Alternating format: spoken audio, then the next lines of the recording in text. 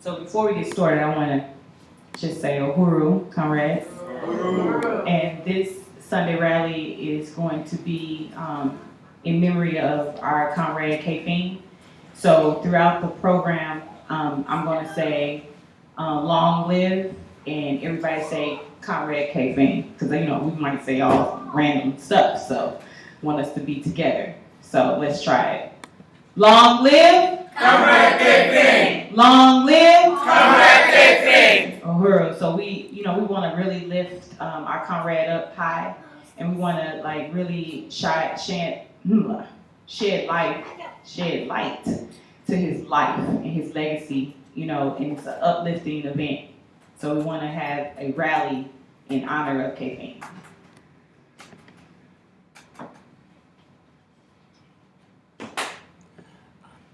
Turn off their Wi-Fi. If everybody could just go to their phones, just double check and make sure that you're not connected to the Wi-Fi. In the Quabba Hall, just turn your Wi-Fi off. Director Akile is going to archive all the memorial services that we're having. And so we are using this for that. So if you can turn your cell phones off, keep your, bring your energy up high, respond and call, be a part, be present.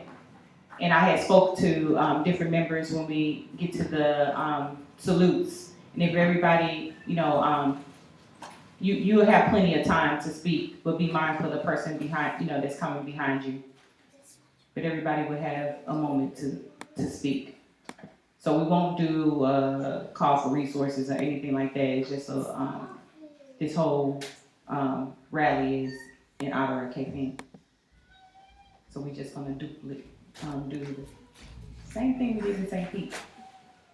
I would suggest, Comrade President, if I'm not completely out of order, then we do a call for resources. Do a call for resources? Yes. Okay. Yes, I don't think we should ever have a meeting Without? Yeah. Oh, because I watched St. Pete and they didn't. Well, they made a mistake. Okay. Yeah.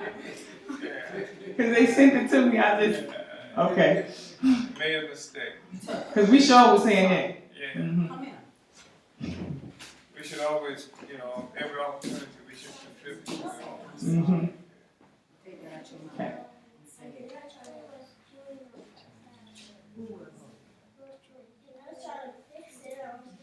Both of y'all say I'm sorry. It's good. Uhuru! Uhuru! I want to welcome everybody to the Black Power Sunday Rally in St. Louis, Missouri. This is the International People Democratic Uhuru Movement Sunday Rally that we have each and every Sunday. And this particular Sunday is a very special rally where we will be looking at the life and the legacy of a giant to the African nation. Definitely one of our heroes, a member of the African People's Socialist Party, Kefing, Uhuru. So we're going to learn a lot and really visit his life and see why he is a giant, not by just because we say so, but literally by the work that he put out and the legacy that he left behind. So we just want to welcome you to this space, and I am going to call up the Black Power Blueprint with the welcome to Chara. Uhuru. Uhuru.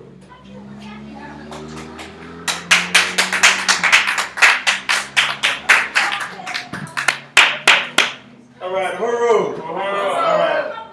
So my name is Chairman Omali, and I just want to welcome everybody on behalf of the Black Power Blueprint and the Quabba Hall. And we use the word Uhuru, which is a word in Swahili, and it means freedom. And we say Uhuru because we have freedom on our minds every day and every night. So we do have a slide presentation. And I want to recognize Chairman Omali Yeshitela, the chair of the African People's Socialist Party, who is responsible for all that we see as our leadership since 1972. And my direct leadership, Deputy Chair Omowale Yeshitela. All right. And again, I'm Chairman Omali. So, okay, we can go to the next slide. So we just want to, on behalf of the Black Power Blueprint, we want to recognize the significance of today's event, celebrating the life of, as was stated, this giant of the African People's Socialist Party, Omowale Kefing. So as a member of the African People's Socialist Party and the Black Power Blueprint, we are honored to be hosting this event and want to welcome everybody on behalf of it. So we just want to welcome everybody to Aquaba Hall. On your seats, you should have brochures that tell you about how you can find out more information about Aquaba Hall if you're interested. And these are some of the events that we have. So this is a facility for family, for culture, for us to gather, to organize the people, to organize around their own political interests, and to wage these economic development programs that are part of the Black Power Blueprint. To my right are the bathrooms, and as you see, we put a lot of pride into making these bathrooms look beautiful. We hope that you like the amenities. We also have a mixer in the back if anybody's interested in a sound system for rental. And if you don't contact me today and need a phone number, you can reach us at 314-380-8016 or at apedf.org for rental information. We also want to just say that in the back is security, and we want people to know that we do security not to defend ourselves against this community or against the people, but to ensure that the people are protected against the state.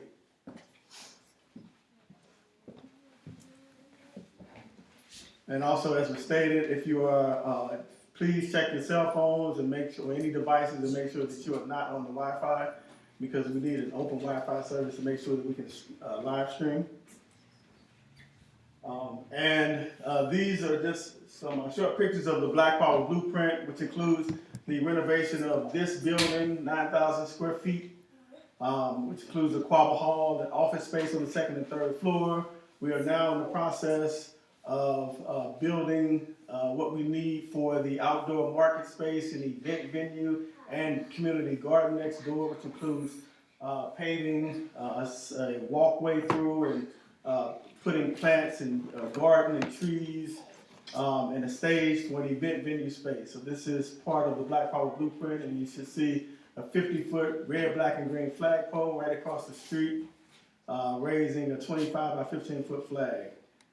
Also, we will be tackling another huge project, which is the old boathouse right here on Goodfellow and Archie Bridge, which we just purchased. This will act as a community commercial kitchen and bakery cafe, renovating the old boathouse, and it'll also include a workforce program for Africans who are getting home from prison to be able to get jobs training and entrepreneurship kind of skills, learning the culinary arts, which includes also for them housing that they'll have access to.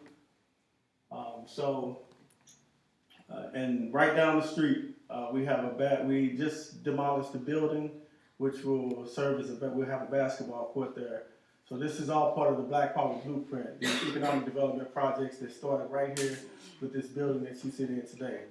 So on behalf of the Black Power Blueprint, again, we just want to say welcome, or Aquaba, and we want to unite with this celebration of this giant today, Omowale, Comrade Omowale Kefing.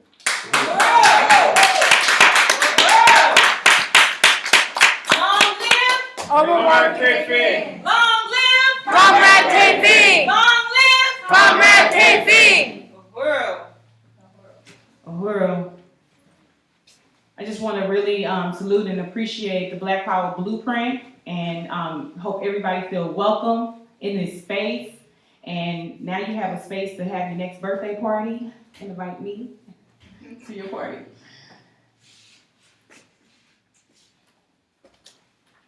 So next we are going to watch this beautiful tribute that was done by the Department of Agriculture. And as we all know, that Comrade Kefing was very present in the work of Agriculture, working with the Burnsford newspaper, and just all the years of work that this giant has done.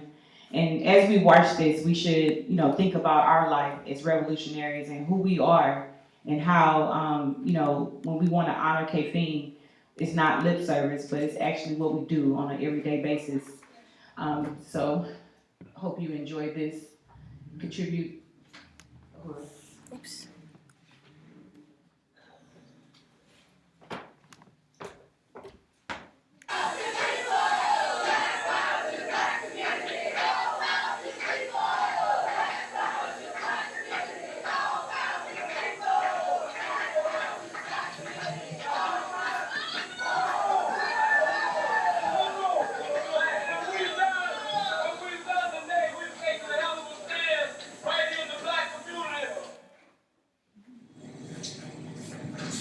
Brothers and sisters and comrades, I wanted to take this time to report to you of the death of Comrade Omowale Kefing. I had been a soldier in Vietnam. While I was there, we began to be politicized. After, doing the stint in the army and coming back to Houston, I got affiliated with People's Party 2, which was an offshoot Black Panther Party, And again, we knew something was happening to the party throughout the country, but hadn't exactly peeped it. So in April of 1970, I believe, COINTELPRO came down on the Houston chapter, where they murdered the leadership there, a young brother, 21 years old at the time, Carl Hampton, shot him dead in the middle of the streets. What they did was, busted up the party, scattered his membership over. So I, was what you could, I guess, consider in the wilderness for a minute. That went down New Orleans.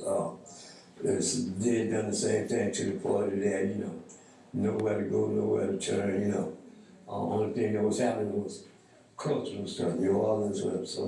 So in 73, I made my way to Atlanta, and, I hooked up with some people who were trying to do the black work,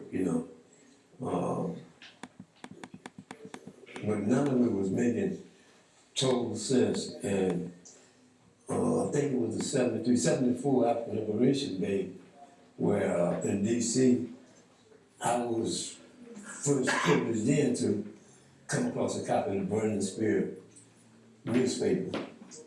And when we got back to Atlanta, we did studies around, in the newspaper, and there was a comrade brother, Walter Rodney, who had come to Atlanta to do a seminar in 74. His analysis, he had done a book too, called How Europe Undeveloped Africa, which was really a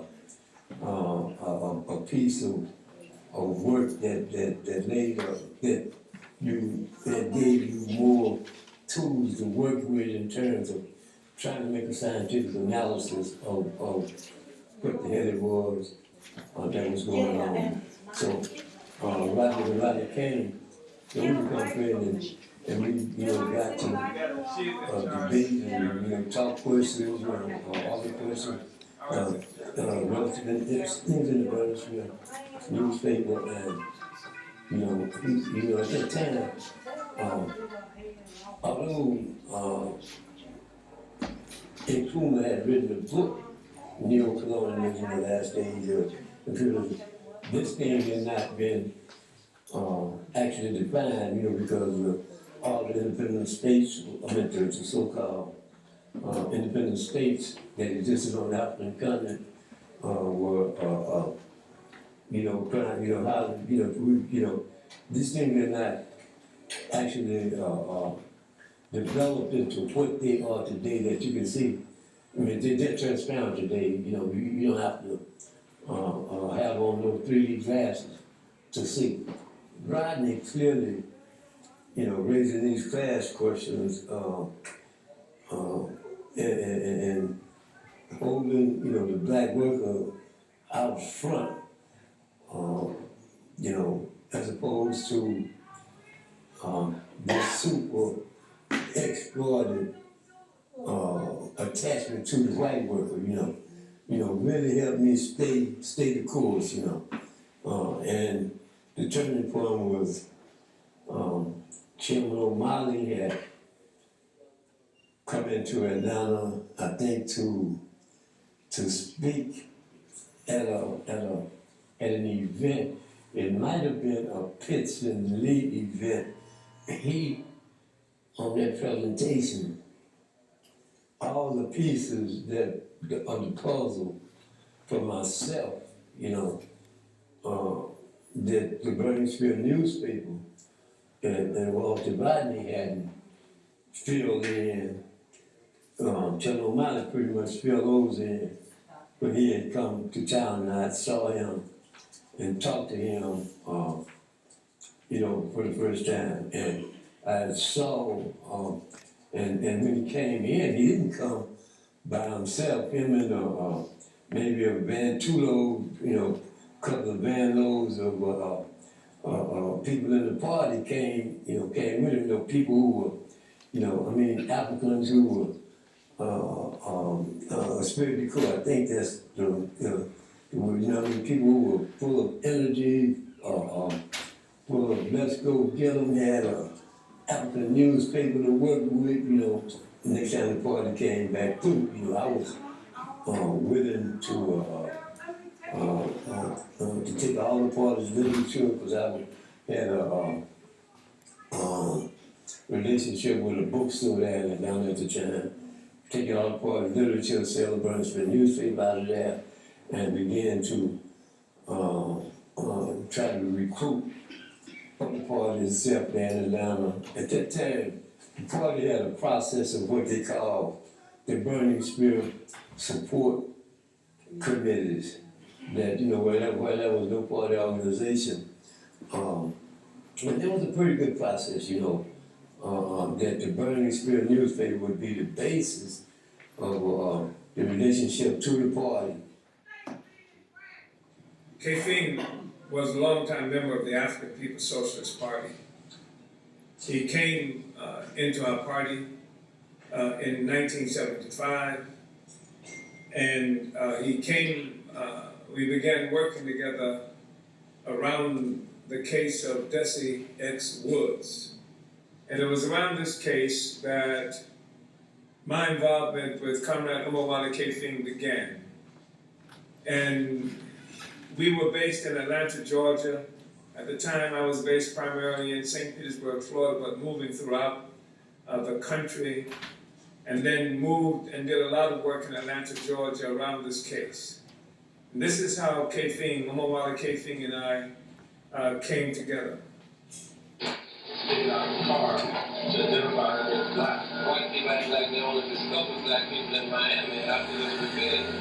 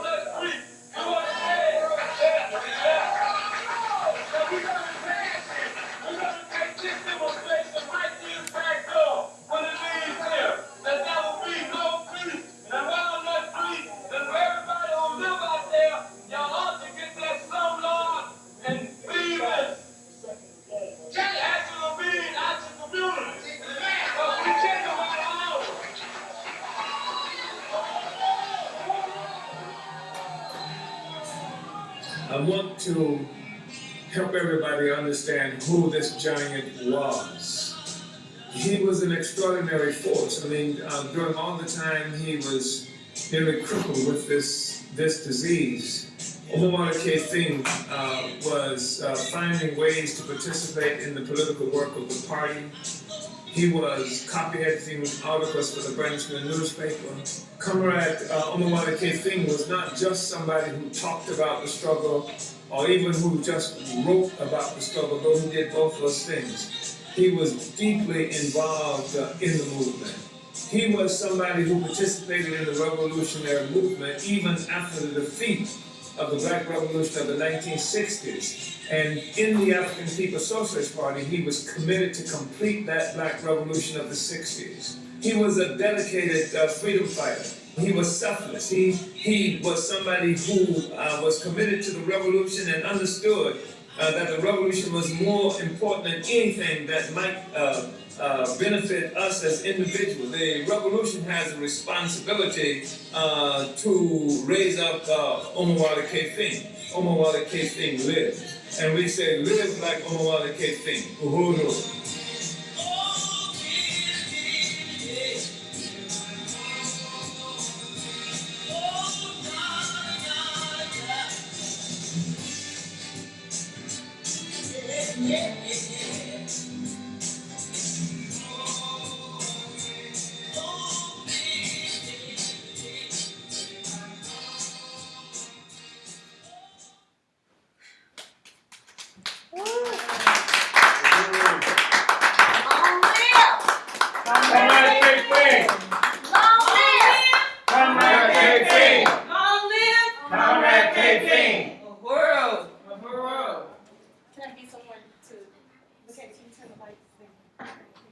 Uhuru. So this was very, very powerful.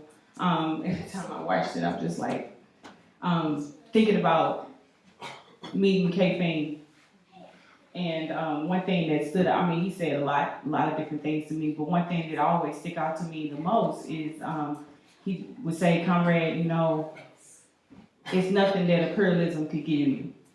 You can't admire none of they you know, and he lived that every day. And I would just think about how Comrade had a connection with the people and how he worked with the masses.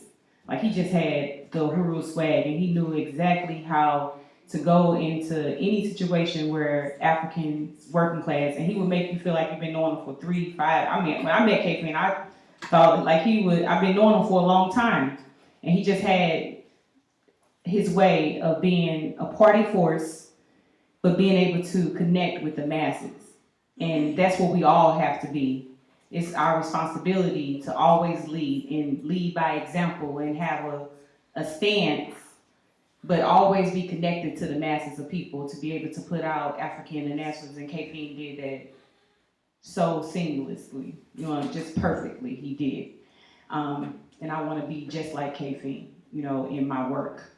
You know, just how every day in his community, and he knew, and he could sum up people, you know, and he had his neighbors that stayed right there, and they had it every Juneteenth, they come outside, and they had their little lawn chairs right there, and then they say, yeah, we know about the Burning Spirit newspaper. How could you not? How did you know Kefing and not know about the Burning Spirit? You know, he loved that paper. He absolutely loved the class, and he had all confidence that the African working class have to lead, will lead, and will win. Uhuru. So next we have Comrade Fofi that is coming with culture. Uhuru. Long live Comrade Kefing.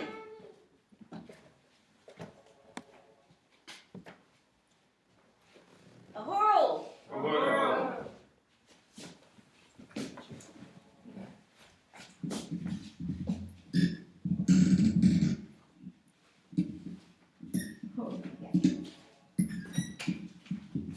Touch one. Touch all. Touch one. Touch all. Uhuru.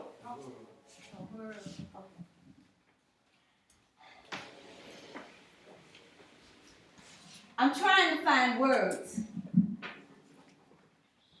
Words to move you, words to soothe you, words to energize and revolutionize you. Speeding thoughts can't transmit through the maze I'm in. Words escape in search of vowels, vocalizing deep howls that mature into moans. verbalizing deep howls that turn into moan. Knowing yet being politically correct won't affect the nouns and pronouns combined in clouds of punctuation, causing me to stop, pause, and scream interjection from the craze he incite. As my word turn night into day along the way, grammar is lost. I can't articulate an action verb until I catch my breath. Imaginary cotton chokes my tongue. I expel conjunctions into run on joy like an ever-ready toy oozing from encyclopedias. Webster can't seize the pronunciations and exclamations as corrupting my diction as I stand before you on this mic. I see A's as O's and D's as B's. I'm dyslexic and lost in brain freeze, trying to find words to energize you, revolutionize you. And the one word I can find today is Kefing. Long live! Comrade Kefing!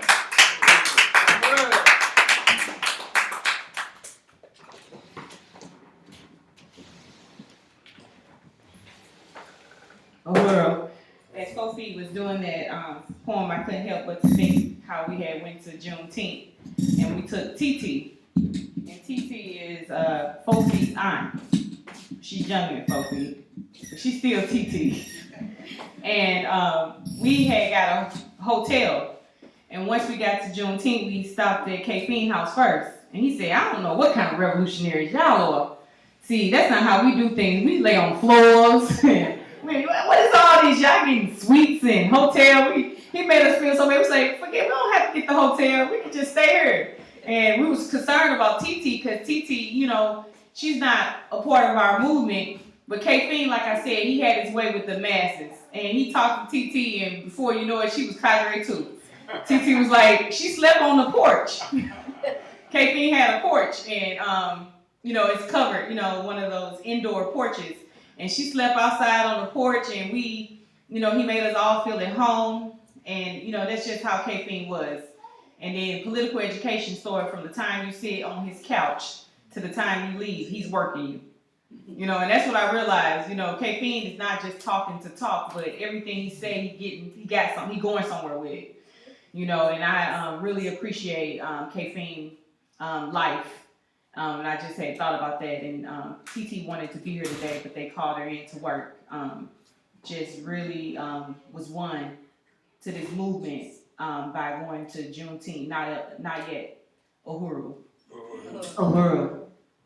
So next we are going to have, you know, I just really appreciate, you know, this movement because we use that word friend very loosely in our life, and what is a friend? And when I came to the movement, I started understanding, you know, a material thing. And when we talk about subjective relationships with anybody, and the relationship that I've seen, you know, Chairman Omali Yeshitela and Kefing have is real. What you really call friendship, if that's word. I wish it was another word, and I think the best word is just like best comrade or something. Because more than a subjective relationship of friends that lie to each other and don't tell the truth, you know, to you, because that's what your friend do, you know, ride or die, regardless if you right or wrong. Well, these friends were way more than just that. You know, these were comrades, you know, that went in the bush together, that trust each other with each other's life. That every time I heard the story about they got in the car and had to push halfway and drive halfway, I'm like, imagining this, right? I'm like picturing this. Like, this is crazy. So I just, you know, Chairman, there's a lot that could be said about Chairman, but I follow Chairman Omali Yeshitela because everything he had asked of me, he did himself. And that's the relationship I've seen with him and Kefing. And so I just want to welcome Chairman Omali Yeshitela, Uhuru.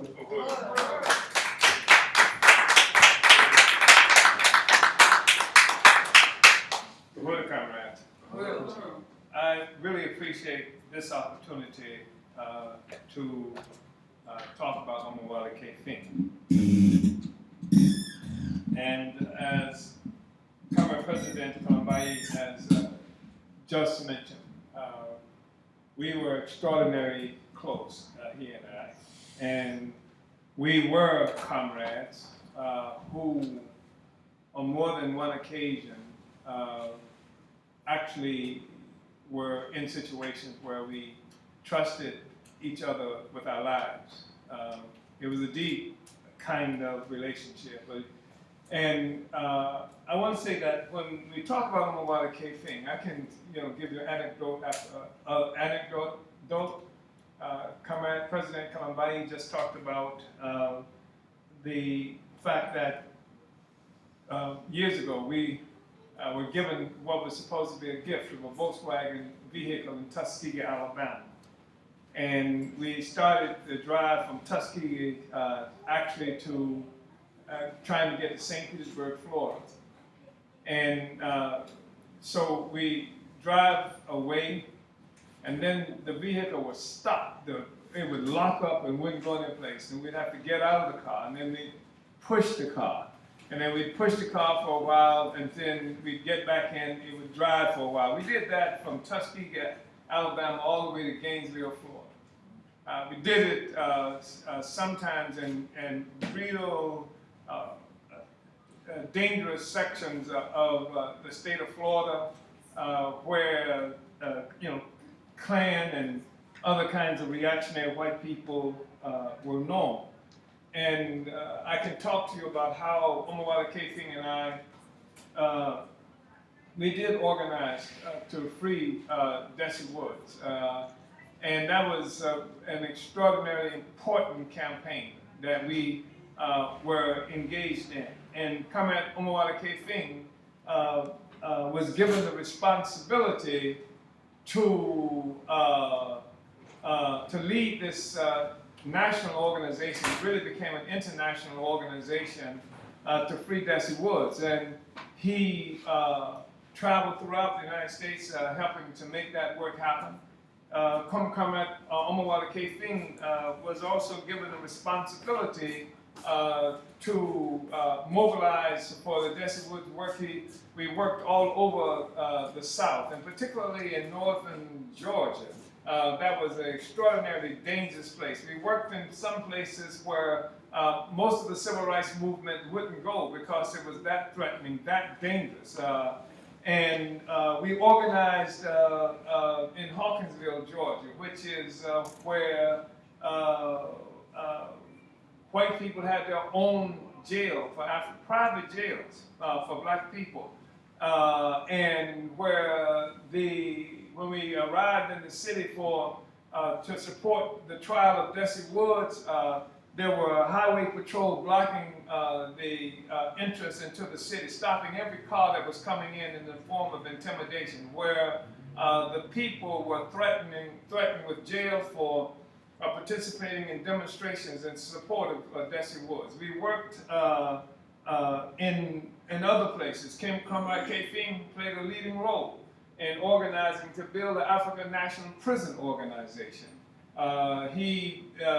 Before that, he helped to organize the 1977, the first national mobilization of the pro-independence or anti-colonial section of the African liberation movement that happened in this country subsequent to the defeat of the Black Revolution, happened in Atlanta, Georgia in 1977. There was a picture shown of that when we were looking at Kefing, looking at the commemorative video of Kefing a little while ago.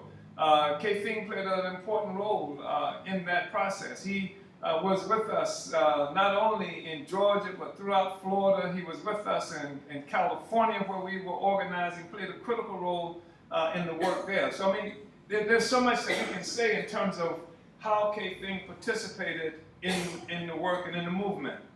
But Kefing, we say, his was a stance that should be emulated by members of the African People's Socialist Party.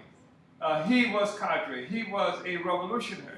And this is the basis of the love that we experienced with each other. It was somebody who I knew was a revolutionary, somebody who I knew would shed blood and would spill blood in defense of the revolution, in defense of our people. And this is something that's not easily understood today.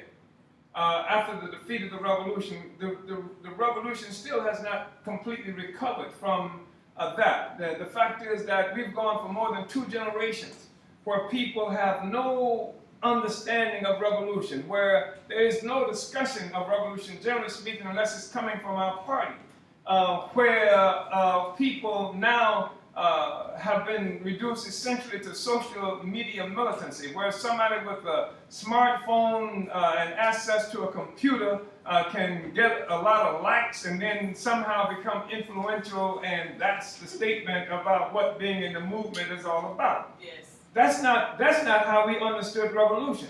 Revolution was something that had been raging throughout the world, in Vietnam and Cuba, all over Africa, etc. We were a conscious part of that revolutionary movement in Palestine. We were a conscious part of that revolutionary movement, and Kefing was there. He was cadre.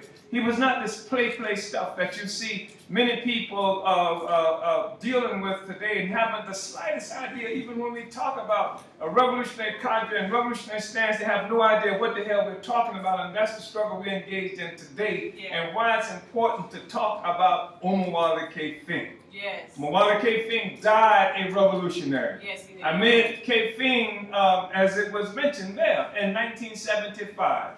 And in 1975, you saw the pictures of a much younger person, as was I.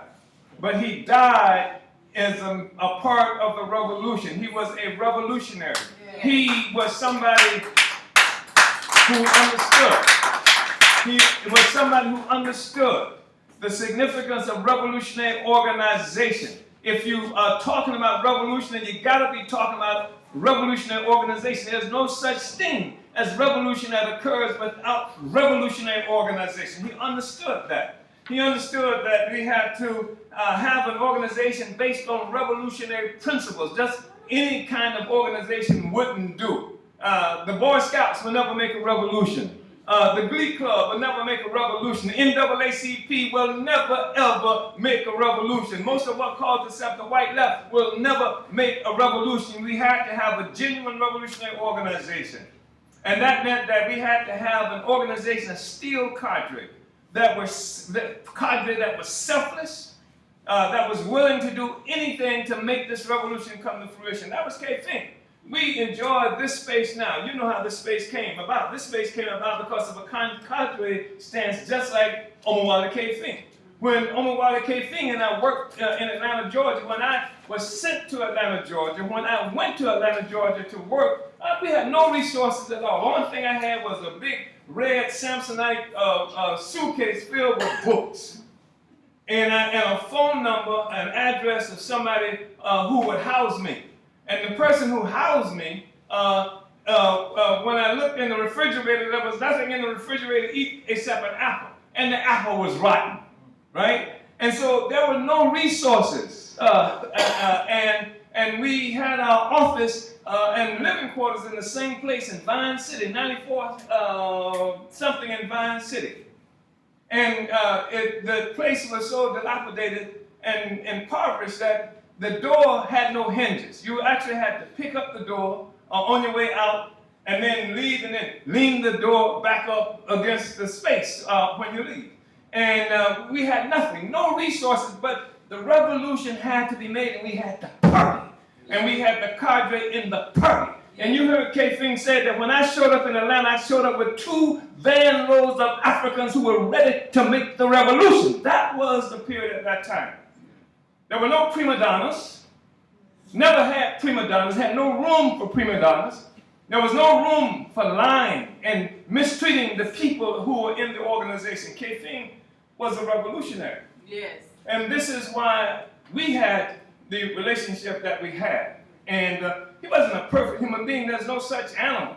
I don't even perfect one day is reactionary the next day. I mean, he was somebody who was committed to the revolution. He was committed to this party. Yeah. He loved this party. He recognized that the party to be successful had to be united, and that he would do anything to prevent any attempt to disunite this African revolutionary party.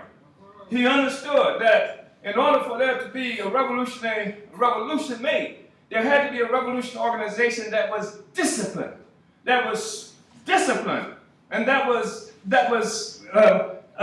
able to adhere to revolutionary principles and a revolutionary principle for the kind of organization that we have is based on democratic centralism. So that there's democracy, but once you come to the conclusion, then there's centralized leadership. And then the leadership then has the authority to impose leadership and direction on the membership based on the democratic capacity to come to these conclusions. We have a Congress. Congress comes to the conclusion, elects the people who are the leaders, then the leaderships and then the Congress members, the party members, decide what the general program of the party is going to be for the duration. After that, we elect somebody to say, you have the responsibility now to make this happen. As elected leaders, we've been conferred with the responsibility and the authority by the party to demand, to require everybody who's a member of the party to follow through on this. That's democratic centralism. Yes, that's the kind of organization Omowale Kefing believed in it, fought for, and what have you.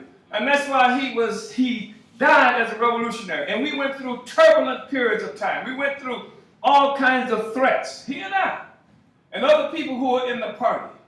And we've seen people come and go, but Kefing was a genuine revolutionary. And I think it's important to say that and to say why he was a revolutionary, not just some abstract concept, but he had a relationship with a revolutionary party through which he had a relationship to the revolution and the masses of our people. So he was profoundly committed and profoundly disciplined. And he was disciplined because he understood that the party that we were talking about, we had the audacity to talk about overturning this relationship that black people have to white power, a relationship here and around the world. This is a government that's the enemy of all life on the planet Earth, that's killing people even as we have this discussion throughout the world. This is the government, we talk about making a revolution. And so in order for that to happen, there has to be revolutionary discipline. And we understood that. So you have a decision that's made and everybody's committed to the decision once it gets made.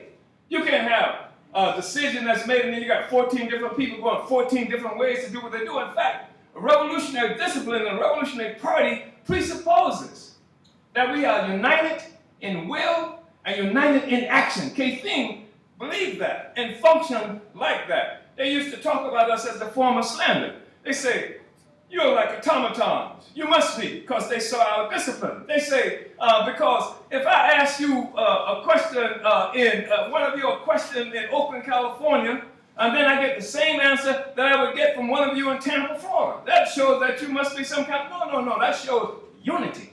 That shows unity of action and unity of will. We have a common will, and we will act on that will collectively as a united force. Kefing believed in that, and he was a part of that process. Kefing was with me in St. Petersburg, Florida. I met him in '75, as we said. 1976, we built the African People's Solidarity Committee. And so Kefing was there. He was new to this work. He had come into a revolutionary consciousness and what have you, as he said, but what the hell is this thing we got with these white people?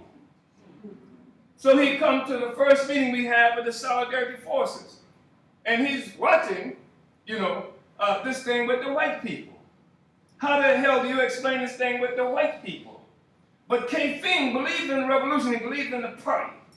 And so he had the ability to unite with the decision that the party has made. And then after a while, he was clearly able to see what the role of the white people were. He understood that the party is based on science, that African internationalism is a scientifically based theory, and that we took the mystery out of white people. White people are not some mysterious force from another planet, genetic mutations, or maybe mutations, I don't know what the hell that means, or the devil, or something like that. We have to have a scientific explanation for the relationship we have with white people and what that means. And Kefing wanted the scientific explanation.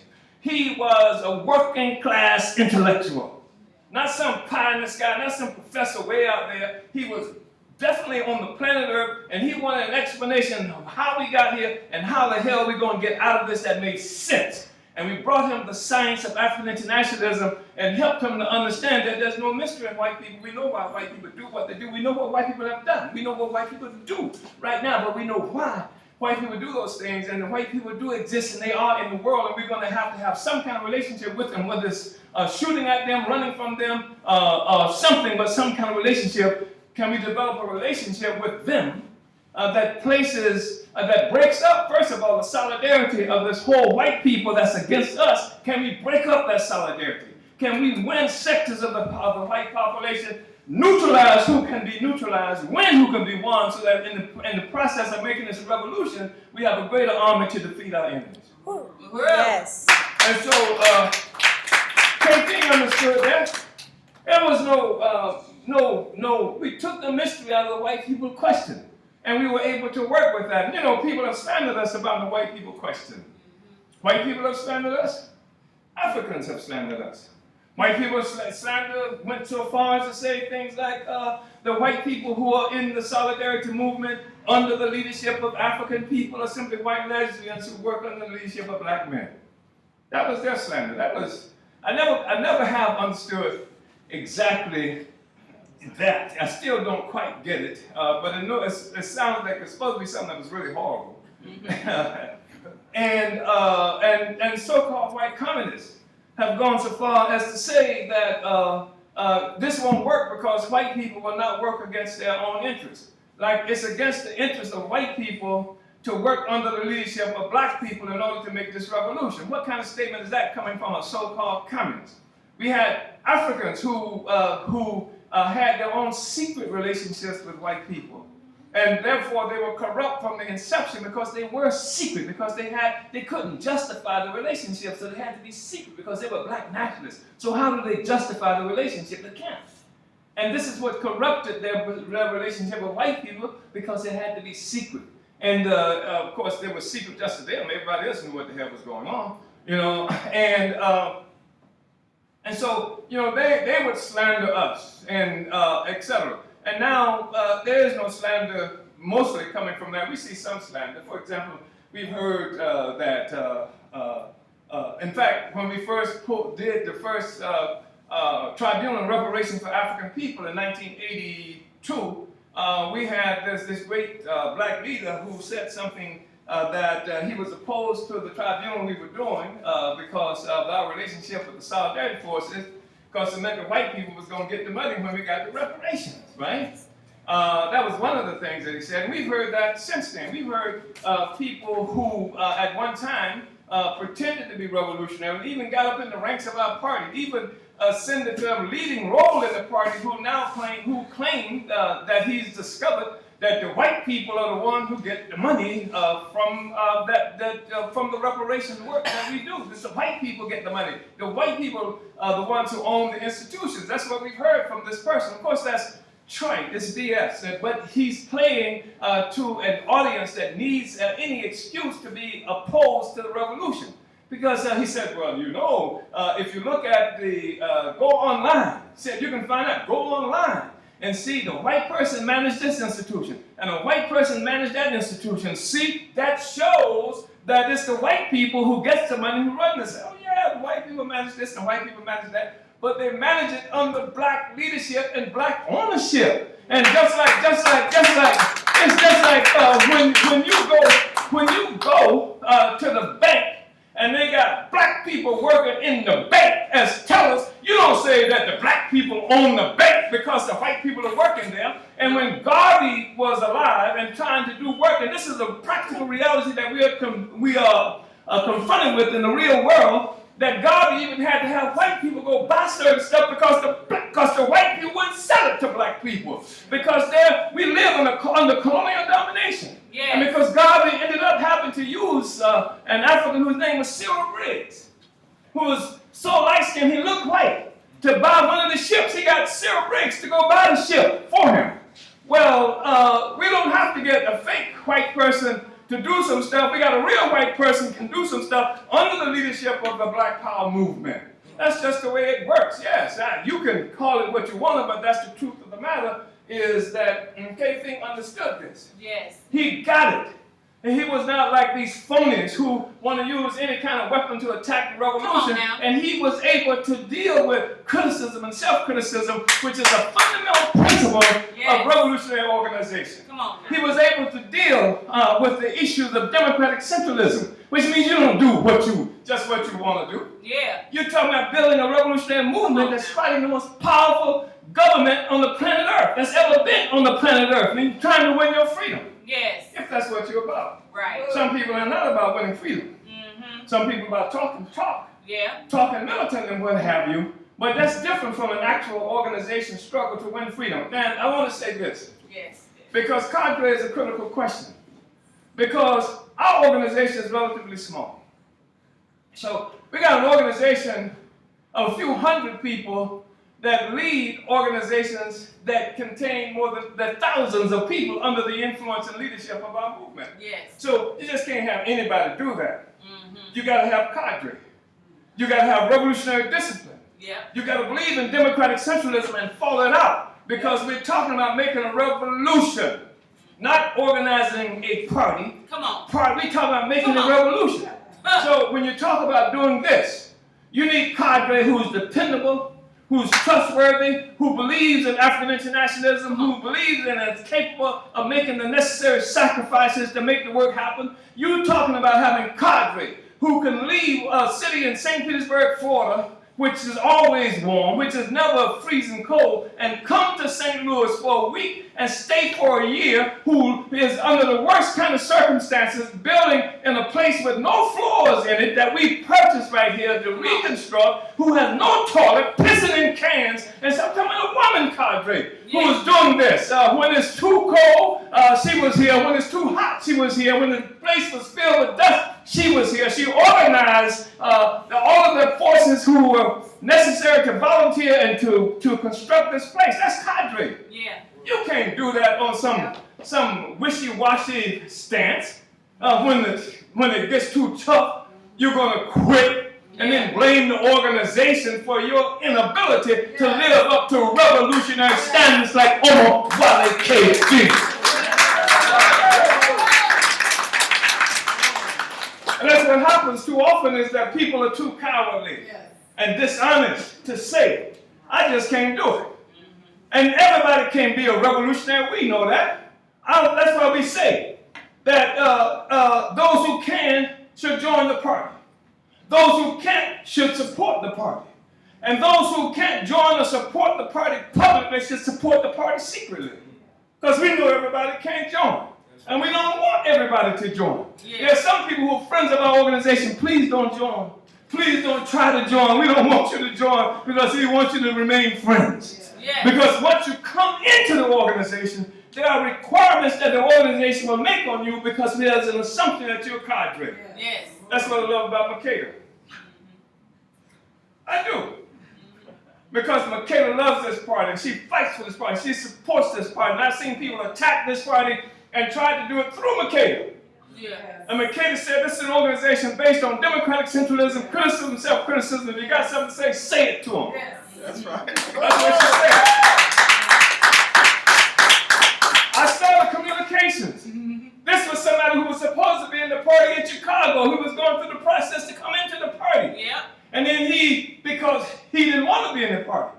And he did the same thing that people often do. They attacked the party through young people. Say, this young person trying to tell me what to do. I'm such and such an age, and here's this young woman trying to tell me what to do. Yeah, she's going to tell you what to do. That's democratic centralism. We don't have any policy that prohibits young people being in the leadership or old people being followers. And so this is how it works. And some people can't get used to that. And so as opposed to saying, I can't do this, they hang around because there's a lot of prestige associated with the relationship with the party because we're the last remaining revolutionary force on the planet Earth. There's no organization, period, anywhere with the accomplishments, and I say this without any fear of any repudiation, there's no organization with this kind of a reputation and the accomplishments the African People's Socialist Party has made. That's the truth of the matter. Point to me the organization with 52 different economic institutions under the leadership of the African working class. Point to me the organization that resolved the whole issue of the relationship of white people to the rest of the world and to the revolution, has solved it. Point to me the organization that not only deals with the issue of reparations, but has taken it on in a fashion, has led around the question for more than 2 generations, and has led around it in a fashion that is capturing reparations even as we have this discussion. Point to me the organization that put reparations on the map. You can't do it except for the African People's Socialist Party. That's just the truth. That's true. Point to me the organization that has maintained a revolutionary trajectory for more than 2 generations. So while many people have forgotten about revolution, we have it. And the history of the revolutionary movement can be found in the African People's Socialist Party going back 50 years or so. That's who we are. And you know, if you can't hang, just say it. Be a friend of the party if you can. We want you to be a friend of the party. But to come into the party trying to build your own career, Kefing would never have done such a thing as that. No. He came in, first of all, trying to learn. You heard him say that. He was trying to solve all these problems. He said when Omali Yeshitela came to Atlanta in 1975 and made this speech, he put together all the stuff that I didn't understand before, my relationship with the Black Panther Party, my relationship with Walter Rodney, who wrote the book, How Europe Underdeveloped Africa. He said the presentation that he made at that meeting put together all the pieces for me. I got it. That's the African People's Socialist Party. He was looking for those answers. Yeah. He said, I went to, the state killed the leader of our organization in Houston, Texas. I went over to New Orleans and couldn't find anything there. And then went over to Atlanta, Georgia, and worked with forces in Atlanta, Georgia, but it didn't feel right. They didn't have the right answer. And Omali Yeshitela came through. He said, I went to a demonstration in 1974, African Liberation Day, and ran into the Burning Spear newspaper. And that was the basis for his introduction. That was how he was introduced. And then when I came through, he said that this filled in all the blank spots for him. That's Omowale Kefing. And when blank spots got filled in for him, he's been with it ever since. He was no, what do you call it, just somebody who was there for the thrill of the build his own reputation. A lot of people didn't know who Kefing was. But a lot of people did know because he was organizing on the ground. Yes, he did. He was not somebody who was on social media, who became a comedian or some other kind of stuff like that and got a lot of likes. He was on the ground organizing people for real. That's what Omowale Kefing was doing. And that's why we love him. That's why we remember him. And that's why Kefing will be remembered after many of these posers and frauds have been long dead and passed from the annals of history. Yes. Omowale Kefing. So I want to say this. When we say cadre, we're talking about being able to have a woman who, for example, is from the working class. From the working class, who comes into political life just a couple of years ago, who had no relationship to revolutionary politics, revolutionary this or that, but who now is president of an international organization of African people stretching across the globe with the fastest growing branches of that organization happening in South Africa, in the townships of South Africa today. That's what we're talking about cadre. Not some wimp who gets criticized and then the next thing you knew is they're going to join, they're going to leave and then start some kind of assault on the party. She is, Omowale Kefing lives in President Columbayi Underlay. That's what we're talking about. That's what we're talking about. That's the kind of organization that Kefing was a part of. That's what cadre was. Cadre is the ability of a woman who somebody might be impressed by. She wasn't impressed by herself. She's a physicist. She's a PhD in physics and what have you. Who doesn't give a damn about PhDs and all this kind of stuff. You immediately know what I'm talking about. Yes. And so we said, well, what we want you to do, in addition to running this organization to try to win physicists and other people to participate in helping to rebuild Africa and African communities, bring this science and resources there. We said, now in order for you to be able to do this effectively, we want you to open up a consignment store and sell clothing on consignment. She said, what? Man, I know nothing about consignment. I don't even like clothes, right? I don't even, and this is true, I don't even like clothes, This is not down my alley and what have you, but cadre. Yeah. And so 5 years ago, they just celebrated the 5th anniversary of the founding of that store in Alabama. That's Omowale Kefing in action in Huntsville, Alabama. That's what we're talking about. That's what we're talking about. We're talking about having a woman. You see, I'm mentioning women a lot here, who came from some kind of petty bourgeois Muslim kind of thing. She came from that setting. I say petty bourgeois. She's not petty bourgeoisie, but that whole Muslim thing that she was associated with was a petty bourgeois kind of thing. It was one of those things that people find no, she wasn't associated so much with the Muslim thing. It was some kind of feminist idealism and stuff like that. Just otherworldism. Very brilliant woman though, and she messed around and came to African Liberation Day, I think it was. It was either African Liberation Day or it was Black is Black, a mobilization we had in Washington, D.C. And she showed up there, and she got hooked. And I said she's smart. Yes.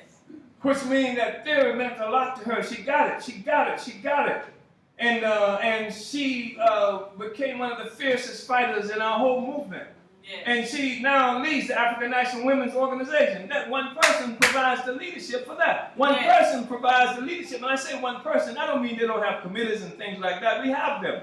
But I'm talking about having cadre, to send cadre out into the world. Yeah. Who can then organize, and this is the thing that makes our party much bigger than who we are in terms of actual numbers as an organization, because we bring masses of people into political life, into the political movement.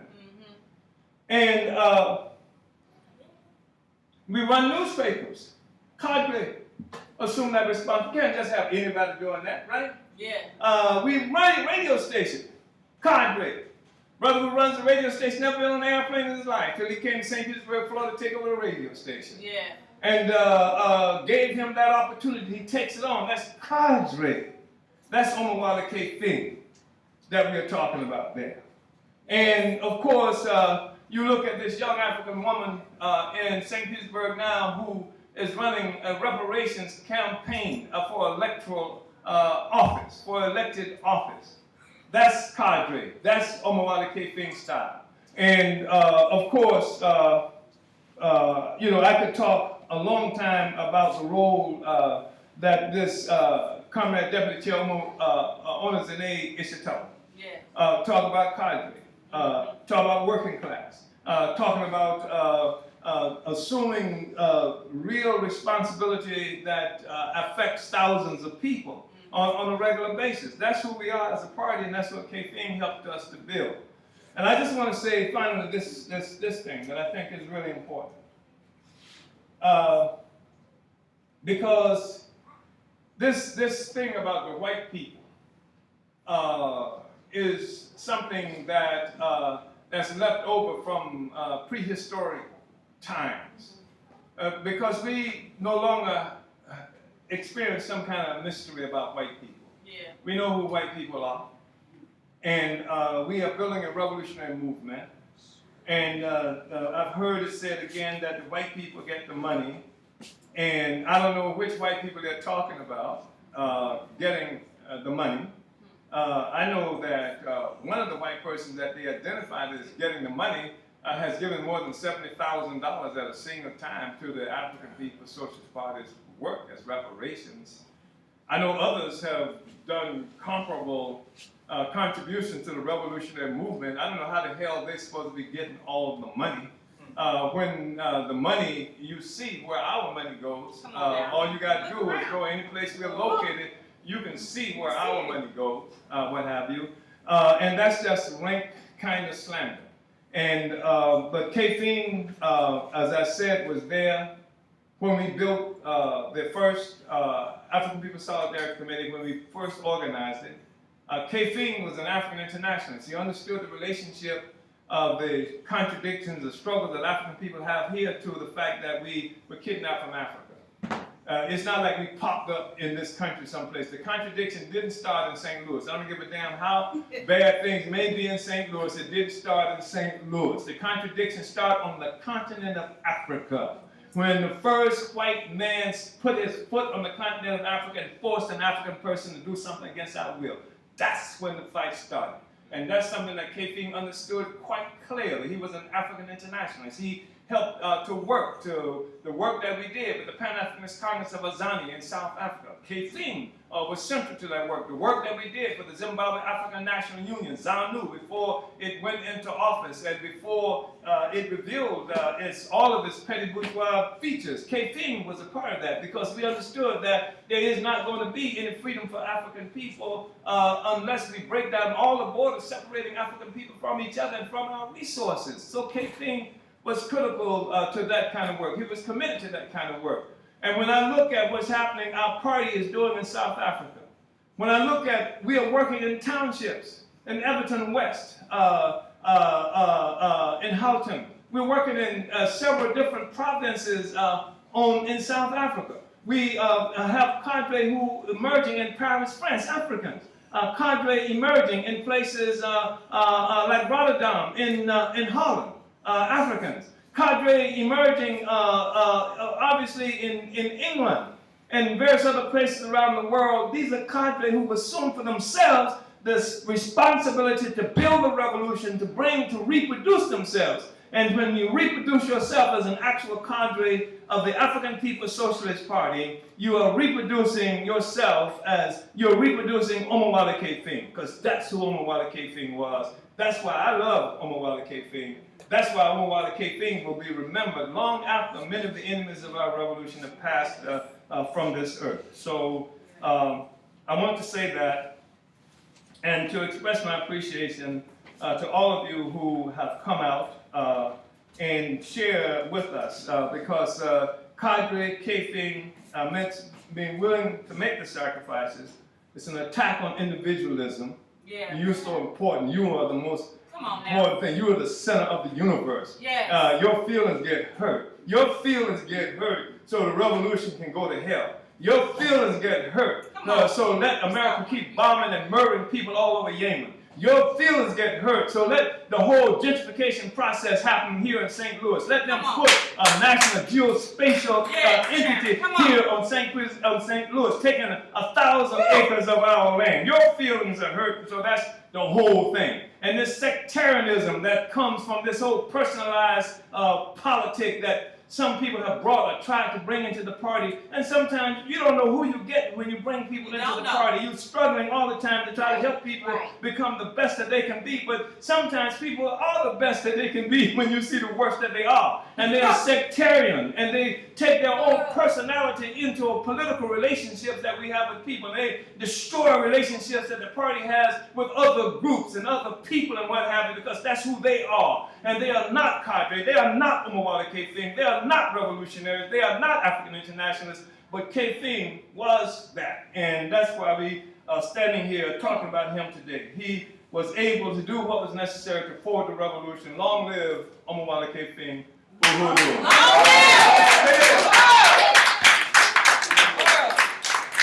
Long live! Long live Comrade Kefing! Uhuru! Uhuru! It should be a membership call again. I'll raise my hand 2 more times. Uhuru. I just really, really appreciate that. You know, from the hood that I'm from, we call them goons. You know, and people know, like, everybody can't be a goon. I don't care. You know, like, even in the hood, it might be some people that trap or do whatever they do. But a goon got heart. You know what I'm saying? A goon is loyal. You know, like, so even when he get jammed up and he ain't even do it, he ain't saying nothing. He gonna lay down and do his time. Even if the police come and say, yo, we got 5, show him cameras, and he sees stuff, he still like, I ain't saying nothing. You know what I'm saying? He lay down. Even if nobody come and put no money on his books, he still lay down. Like, everybody can't be a goon. Right on. And I really, really appreciate, you know, Comrade Kefing, because, you know, like, what we get out of his life and what we see about who he is and how like people were non-factors. Like no matter what come in, you know, because some people come to the revolution, like Chairman said, I didn't know who I was when I came to the party. I know they didn't know who I was because I didn't know me. You know, and when we come, I say all the time that you have to be honest. That's what I learned very on in this work, is that the only way that you can overturn any kind of contradiction is if you have to be willing to be honest. Because sometimes you might not even know what you're dealing with yourself, but your comrades sort of struggling with you, you sort of seeing certain things in your own self that might be uncomfortable. But I want to be free more than I care about my feelings, more than I care about my family, more I care about anything. I want to be free. Because ultimately, that's the only thing that I can give my daughters back there. That's the only thing that even is worth it, is liberation. I don't want them to be a slave. I don't want them to learn how to just tap dance with white people. I don't want them to learn how to be those good Negroes when they're in room with a white person, they know what to say, how to say it, when to say it. You know, I don't want them to be caught up in their little aspirations that come more important than them actually being liberated. You know, I really, really appreciate just going over Kefing's life, and it's just a burning sensation inside of you that continue to fight. Because Kefing was tested, I'm sure, all the time. Like, as Chairman was saying, that even times where they had seen, you know, death in front of them, and he still stood on that, you know, on the right side of the question. And when people come and go and want to bring their personalities or whatever, Kefing was still on the right side of the question. And you know what? Sometimes you might even like those, you thought you liked those people. But when you see them get on the wrong side of the question, I don't care about your personality or your best joke or whoever you are. You're on the wrong side of the question. You are standing against my liberation. So, you know, you're not on the right side of the question. So I just really appreciate that, Chairman. Let's give it up for Chairman Omali. And I love this party because this is what, you know, this is what the party do.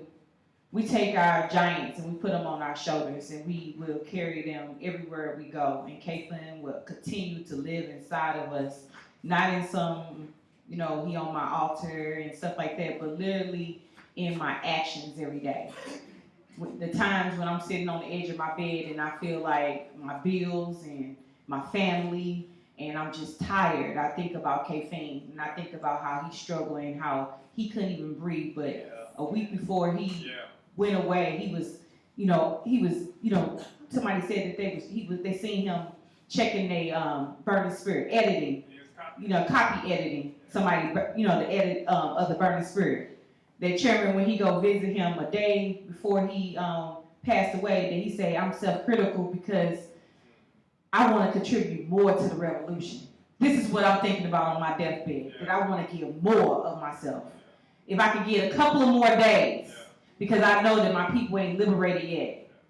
That's cadre. That is cadre. And let's just, long live. Comrade. Uhuru. So the next speaker is the white people. Everybody come to this work, me being the international president, so I meet all kind of Africans, mass forces that have backwards ideas. And I think that I first came in loving white people, and I had to learn to hate white people, because I came from this place that if the white people said it, then it must be right. And I'm not ashamed to say it because, that's what I thought. And then I had to learn, I had to really absolutely, Brooklyn, if you don't sit down. I had to learn to hate the white people, to love myself. Yeah. And then I got too far with the hate. Because you have to be careful with the relationships you build, even with forces inside the party. So not that, the line is always right. I'm talking to somebody right now, with the relationships that we build with each other. You have to make sure that they built on solid foundation. And you could be able to hear and see when something ain't right. And I had seen myself shifting in a way that wasn't party, because I was listening to people that's no longer here that had backwards ideas about the white people, but that wasn't our line. And I remember I came, being honest, so I was in a meeting, I said, well, why do white people have to tell me how to do it? And Chairman said, what?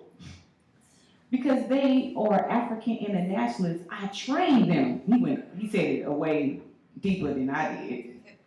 And he reminded me that, they built, solidarity movement, and they were trained, and they are African internationalists. You know what I'm saying? These ain't just white people. You know what I'm saying? And it's never okay for me to think that I'm just gonna sit and let the white people do it for us.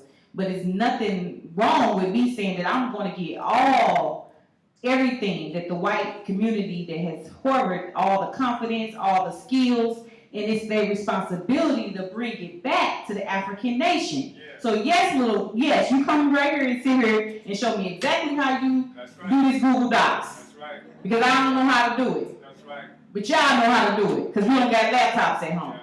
Yeah.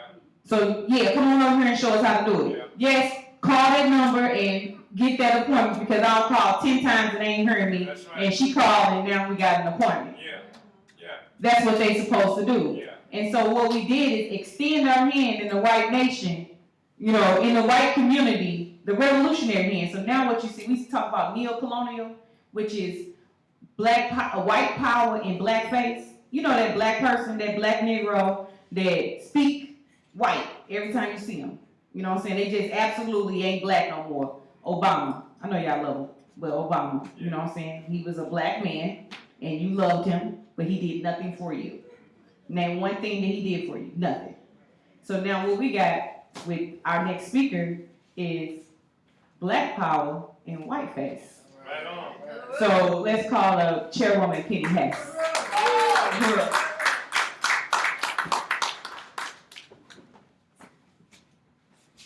Uhuru, and thank you, President Omali, for inviting me to be able to speak today in this tribute to Omowale Kefing. And I want to, first of all, join in saluting that presentation by you, Chairman Omali Yeshitela.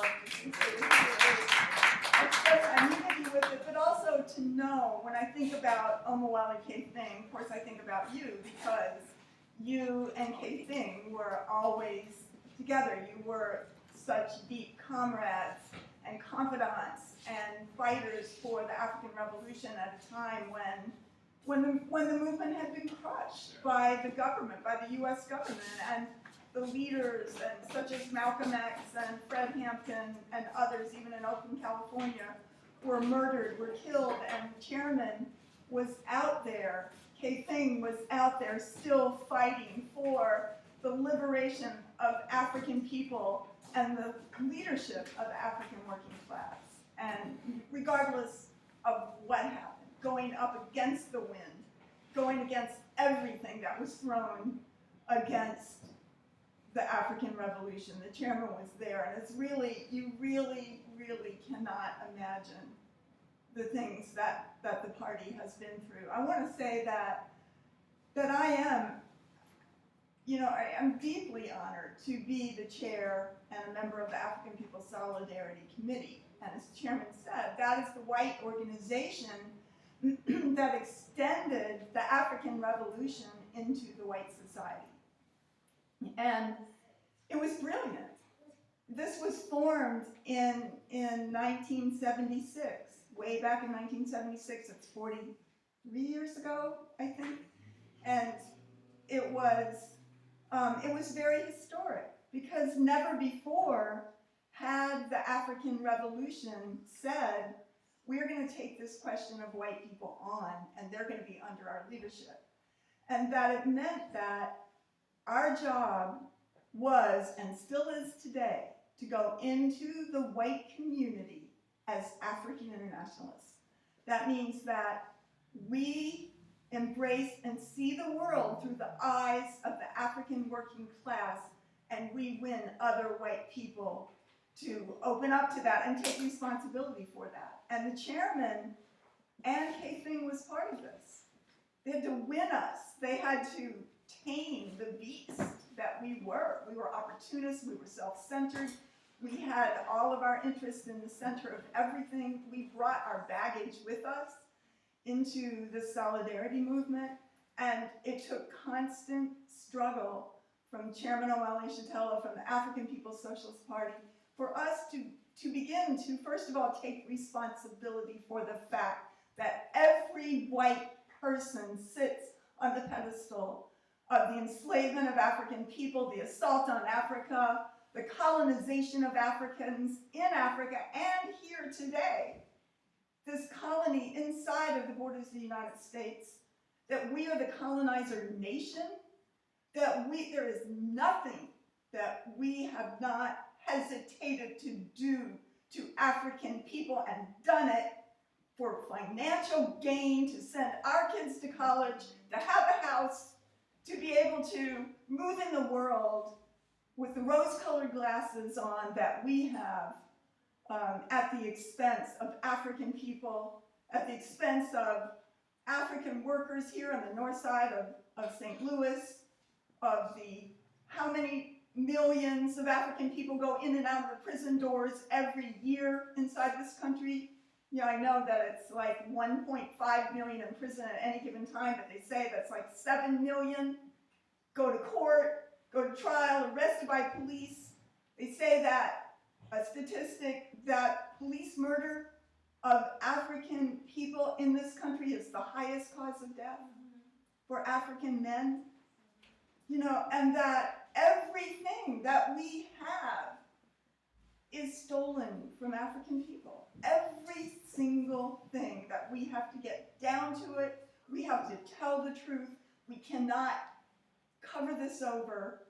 And our mantra, our work, is the fight for reparations to African people. And that is a revolutionary demand. That's not a favor, that's not charity. That's what belongs to African people. Not only the stolen labor, the stolen lives, all the resources, years after years after years of African people saving up, getting property taken away, stolen by white people over and over and over again. And this is what I love the African People's Socialist Party. And it is truly the highest human beings. It is the standard of what the world would be when this vicious system that is built on tapeworm, parasitic, blood-sucking self-interest of a tiny minority of the people on the planet Earth, when this is turned over, when it's overturned once and for all, and when African people are free, when indigenous people have their land back, when Arab people have their land back, their culture. That's the only way this planet is even going to survive, and that's what Omowale Kefing was about. And, you know, so APSC was formed in 1976 in the late, you know, coming up on that anniversary, actually. It was the end of September, the beginning of October, a conference in St. Petersburg, Florida. I happened to be there for I don't even know why, in a certain way.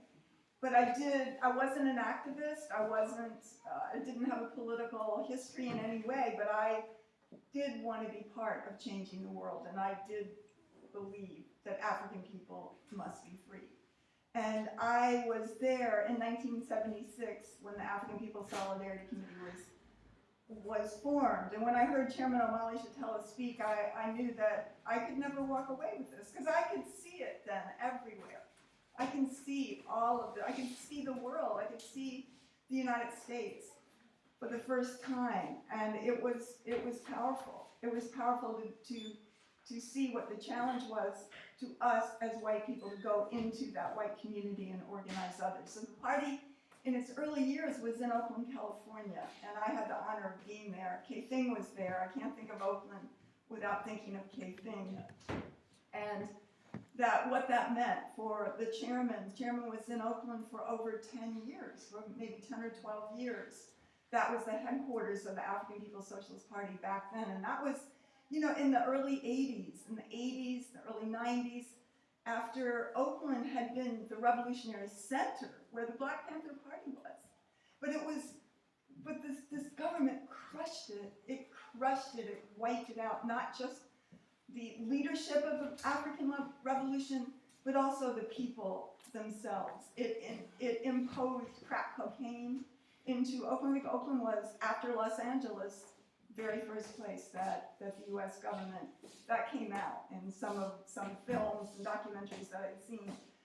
very first place, second place that the US government put crack cocaine to destroy the people, to destroy the will of the African working class to fight. And the chairman was there fighting and organizing the solidarity movement, and Kefing was there. And in that time, as the chairman said, the party was defending an incredible African woman named Desi Woods, who in Georgia had picked up a gun, had wrestled a white man for his gun when he tried to rape her, and she shot him and killed him. And she was sentenced to 22 years in prison for that.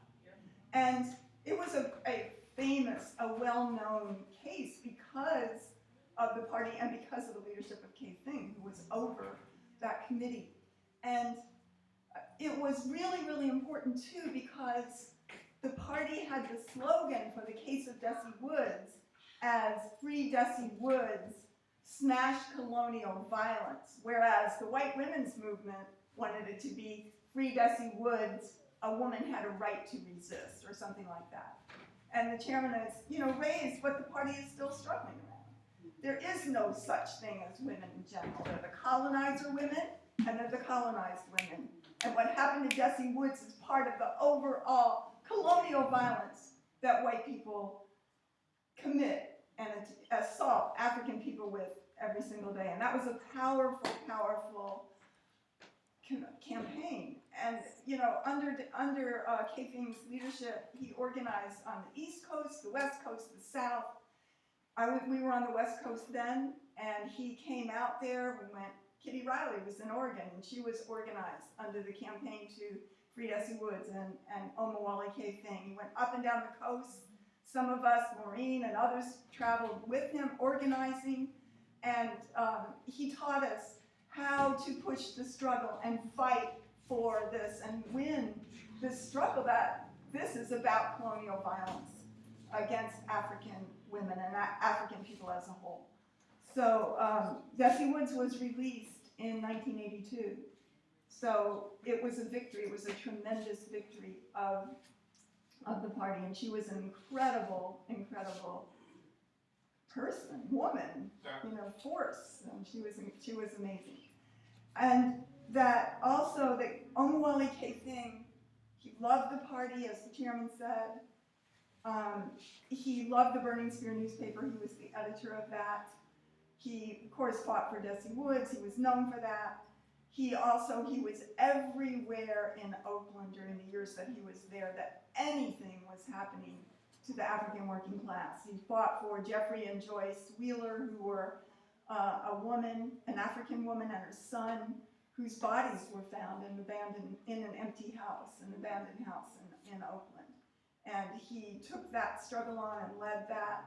He was serious. He was a fighter. He could beat the shit out of people when he was small, but he could fight, and he did. And he was also incredibly funny. He would just make you laugh at the white middle class and at yourself, just of all the contradictions that we have. And there's so many things that we could say about Omowale Kefing, and so many anecdotes, as the chairman said. But I do want to say that he played a big role in the consolidation and the upliftment of the African People's Solidarity Committee out of self-interest and into genuine solidarity under the leadership of the party. He taught us to be a cadre. He was an example of what a cadre is. And to think about a cadre is when you say, I will fight for this revolution. I cannot live and I cannot compromise with this system. And Kefing did that. He paid a price. He didn't care, though. He didn't care that he might not have a place to live tomorrow or have something to eat the next day. He was there. He would travel if he was assigned to go with nothing.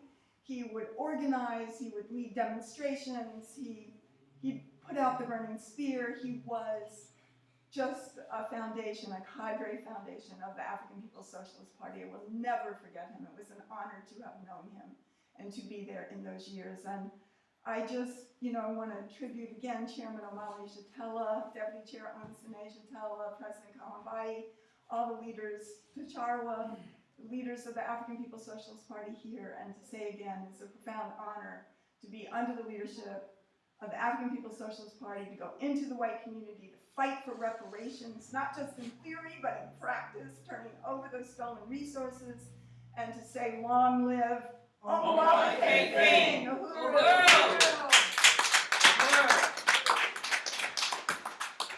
You know, I was just thinking about sacrifice, and you know, I grew up Christian, and I never heard people criticize Jesus for sacrificing everything and never complaining about it.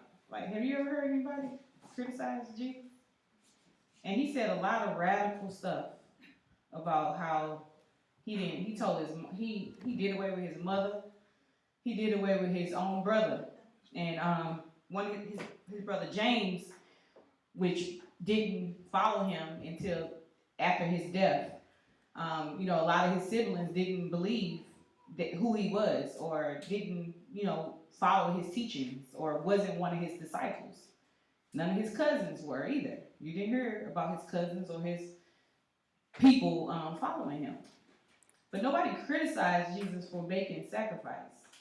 But us being in a party, you know, it'd be some slander about, you know, how we live, or how the most important thing for us is our liberation, and by any cost, that we not complaining or murmuring, complain. I never heard Kefing complain about his health, and he can't, you know, finish this deadline for the burning spirit or anything. But they would try to slander us because the most important thing to party cadre is the revolution. And so I really appreciate Chairman's. One of the first lessons I had watched was Jesus was revolutionary. And I have to say, he is. And he had to be. And we should be like him. Because, you know, he said, who should I ever hate my sister, hate my brother, hate my father, could not be my disciple. James couldn't tell you about Jesus because he didn't know him. He didn't walk with him. You had to talk to the disciples. You had to talk to his comrades to know about his life, the people who fought with him. You know, and Kefing family might not be able to sum up Kefing like we. Because Kefing loved his freedom. And he seen the party as the vehicle to get there. So he loved this party. So the next time somebody try to slander you and your family, your friends, social media, or whoever, because you want to make sacrifice, because you are relentless on being free. And so even if that means that you might not have no friends or your family don't get it, you know what I'm saying, that's who we call to be. And I was thinking about that as Chairwoman Penny Hass was talking about Kefing and his sacrifices he made, and he did it with a joy. Because if you don't do it with a joy, don't do it. If you're going to murmur and complain, get out the kitchen. Get out the kitchen if you have to murmur and complain. Just go, bye-bye, you know what I'm saying? Because you have to do it with joy. Because how can you win someone else to understand that to lose everything is to gain everything? To lose all this, to completely lose all these things, that this so-called world that is built on capitalism, that's built on the theft of Africa, built on the blood of all of our ancestors' blood, and even the African that died last night from horizontal violence is because of colonialism, because of a system that sits on our back. There's no sacrifice too great to go against that system. So I really appreciate. Long live Uhuru. So next is we wanted to open it up to different people, and I'm gonna call some of the people that I had spoke with. So I'll just call on Fofi, and then Chachara, and then we'll go to Casey, Maureen, and Kitty. Penny. Kitty. Uhuru, me and these names, I'm telling you. Uhuru, let's do it in that order. Uhuru. Fist up, fight back! That was Kefing. And and to the InPDUM organization. Kefing was the cadre that we look to, that we look to be like, and we use as an example of a forever going cadre. If you want to be a cadre in InPDUM, then you need to be like Kefing. The last time I saw Kefing was in May. We went to his house, took him some juice and some fruit, and he said, Comrade Kofi, how do I fight this? I said, Comrade Kefing, you fight it. You fight it and do all the things that you feel like you need to do within. If you need to eat fruit all day, you eat fruit all day. If you need to drink water all day, you drink water all day. If you need to exercise, do what you need to exercise. But when you get tired, you stop and start over the next day. He said, Comrade, you sound like a cadre. But you know, to embody the image and the spirit of Kefing, like Columbi said, my aunt went to to Houston with us. That was the first time for her going out with us. And she met Kefing. And she just giggled, because she said, he like somebody in my family. And he was wondering, he said, now, where is TT gonna sit? Because he called her auntie too. He said, well, Auntie Lynn gonna sleep. I said, we good, Kefing, we good. We were in one of the rooms. And she said, ooh, it's a chair out here and an ottoman. And she got her pillow and her blanket, and she slept out there. She was comfortable and she felt at home. And that was because that's how Kefing make everybody feel. Like, what's yours, what's his is yours. And it was just that easy. And she tried to make every year she took out work. When are we going down to Juneteenth? When we're going to Houston? And she only went there one time because we didn't get to go back. But she loved Kefing. And she was coming today. She even called me and said, are we going to Houston to the services? And I told her we were having one here today. And she said they called her to work. She was going to be off, but she would have been here. Because TT Lynn, she's not in InPDUM, but she is a supporter. And that I can say, I couldn't say anything because she's a relative. And it's hard to show them why I'm doing what I'm doing. But Kefing, he put it there, and she's there. And I want to say, InPDUM loved, and we always will love Comrade Kefing, and we will strive to measure up to his eyes. Uhuru. Uhuru.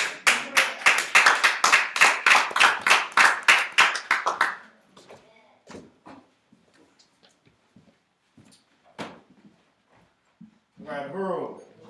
Long live. Comrade Kefing. All right, so as you say, my name is Charles Masimba, and you know, I didn't have the opportunity to have much contact with Comrade Omali Kefing, but there was three things that I could observe from or about this comrade, and one is the profound respect that the younger members of the party and cadre had for Omowale Kefing, those who knew him. You know, you can see a profound level of gratitude and respect for this living legend, and you can sense that from people. And so that's one thing that I could pick up directly through his influence on the party. And the second thing is I could see certain kind of work coming out of Houston. And I know that he was the veteran cadre force there. You know, I saw Juneteenth coming out of Houston. I saw these forces being organized in Houston. I saw the garden happening in Houston. And I saw, again, the profound level of respect those who were working with him on a day-to-day basis had. And the other thing that was always baffling in a certain kind of way, it wasn't baffling, but every time I get in the car with the chairman, I ride somewhere with him, he calls Omowale Kefing every time. And I said, is he just trying to call him just because it's an awkward moment? Or does he call him every day, you know? And I begin to suspect that he calls him every day, you know? So, no, irrespective of what else I knew about him, if Chairman Omali Yeshitela calls him every day, that tells you something about who he is.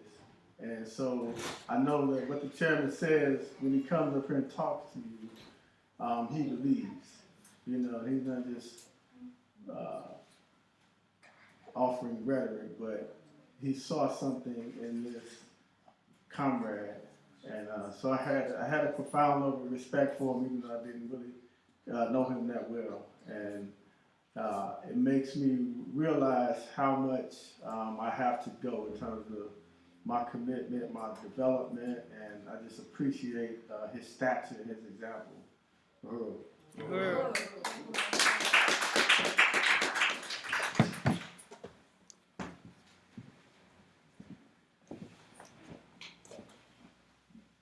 Uhuru. Long live Comrade Kefing. Uhuru. My name is Casey, and I'm a member of the African People's Solidarity Committee, the organization under the leadership of the African People's Socialist Party, building principled white solidarity with Black power. And I just want to totally unite and agree with everything that's been said today about Kefing and just the powerful legacy that he left, and how, you know, he was what the party stood for, just a serious, uncompromising dedication to African liberation till it's won. And I met Kefing when I came to the InPDUM convention in 2016. I think it was the 25th anniversary. And I just joined the Uhuru Solidarity movement when I found the movement, and I was completely blown away because I had no idea that the Black Revolution was still alive. You know, it was because of people like Kefing and Chairman Omali Yeshitela that went against the grain after the U.S. government crushed the Black Panther Party in the 60s, and they kept it going against all odds, and you know, and also created a place for white people, as the chairman talked about. And when it was the InPDUM convention coming up, I had a choice. There was a techno festival or the InPDUM convention, and I kind of saw like my choice in life, not just like the specific weekends. And I wanted to go because the theme was the struggle for Black self-determination. And it was, you know, after the murder of Mike Brown, and I wanted to do something because I knew that white people had a relationship to the extreme, horrible violence that Black people were facing all around the world, and that we had to do something real. And so I went to the convention, and I just remember seeing Kefing, and he was a small person, but I could feel the power, that this was a very, you know, significant person, and that was the party's presence was just like that to me. And you know, like T'Challa said, I didn't get a lot of chance to interact with him, but, you know, I remember I saw him in action when they were raising money in Houston to keep the garden there, and just that he was constantly, you know, out there fighting to keep the garden as part of the All African People's Development and Empowerment Project. And I just want to express, you know, what an honor it is to be here to salute this incredible warrior and giant, and that, you know, like T'Challa said, it makes me realize how far I have to go in my commitment. And that, you know, when I first joined, I wanted to just be a mass force and just do whatever, you know, raise money when it was convenient. And it's because of the party. And 3 years later, the InPDUM convention is coming up again, and I want to be cadre and really devote my life to white solidarity with Black power, and just really appreciate what Penny was saying about, I didn't know how much of a role Kefing had in, you know, winning white people to what it means to be in genuine solidarity. Not saviorism, not charity, but tying our fate to the liberation of African people. That's our future too. So I just really, again, want to salute Comrade Kefing and, deepen my commitment to solidarity with the African Revolution till it's won. Uhuru.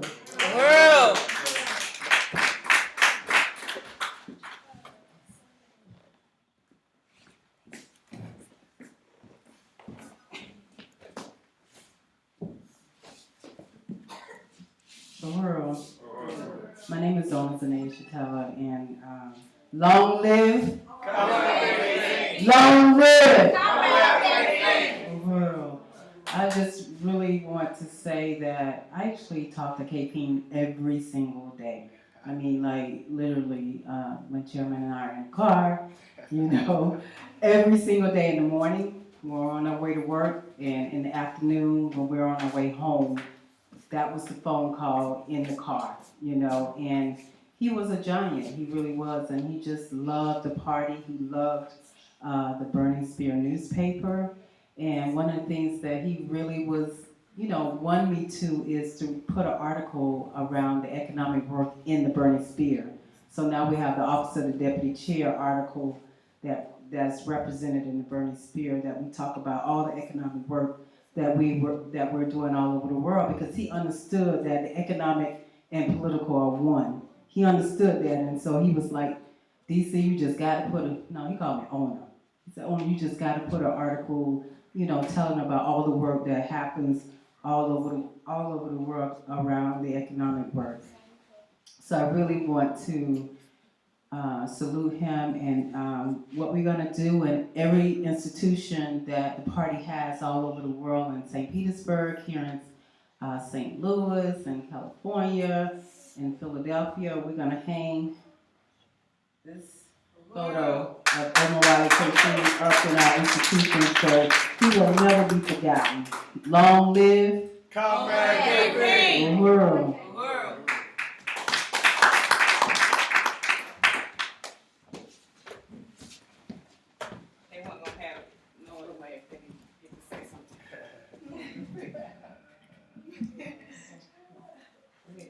All right. Brooklyn, go ahead. What you want to say? Comrade Kefing fought for Black Power. Comrade Kefing fought for Black Power. She wanted to say Kefing wrote for the Burning Spear. That's what she said.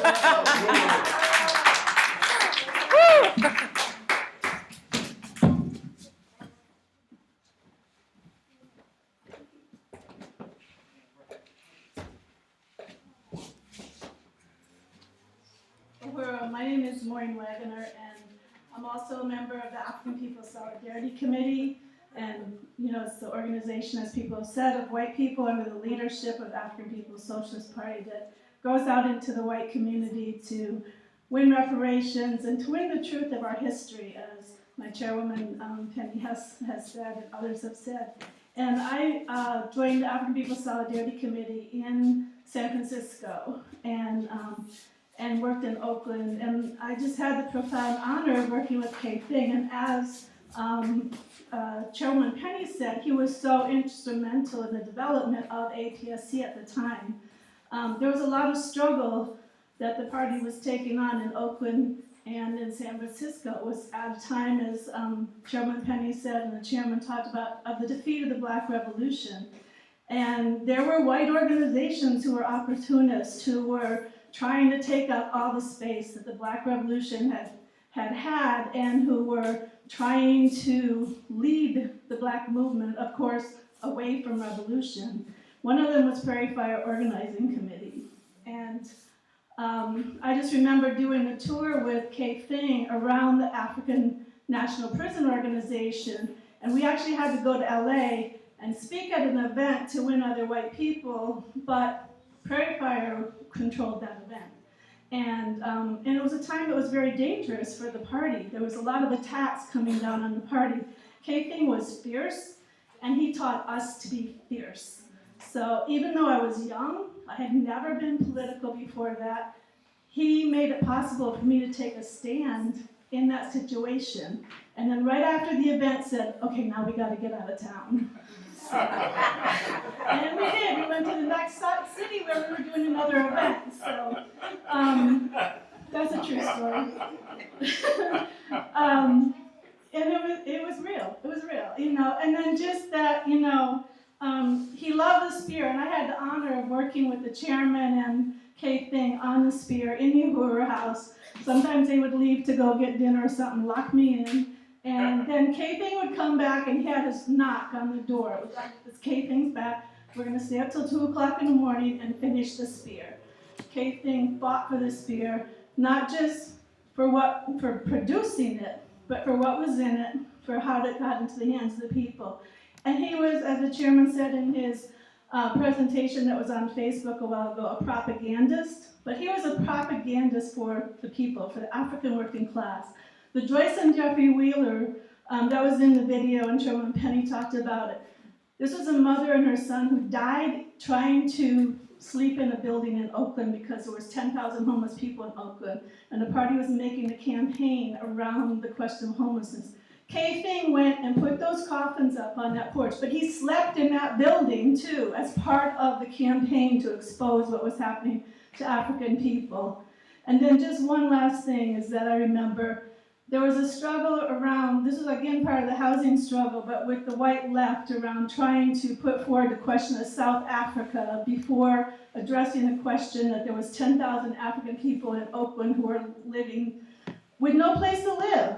And they coordinated this event. This was a very, very, very fancy event in the top-notch place in Oakland. And the party made a campaign to shut it down because this organization wanted to step over the African workers in Oakland who were living on the streets and raise money. And they were bringing Bishop Tutu from South Africa. So the party made a whole campaign, called every artist who was supposed to be on the program, said, don't show up because we're going to be there.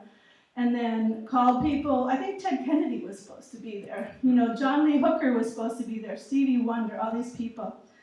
And Kefing led that demonstration, and seeing him in that picture in front of the Uhuru House on the microphone, that's how he was that night.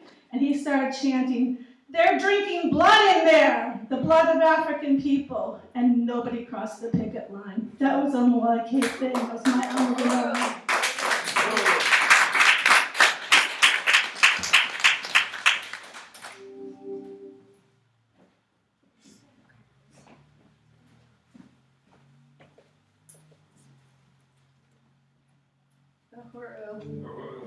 My name is Kitty Riley, and I'm a member of the African People Solidarity Committee.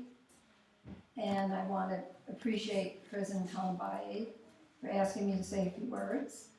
And, you know, just really salute the chairman, you know, summation, presentation, and Chairwoman Penny. He said, I have the honor of working under the leadership of Deputy Chair Omali Yeshitela in the department of the Deputy Chair.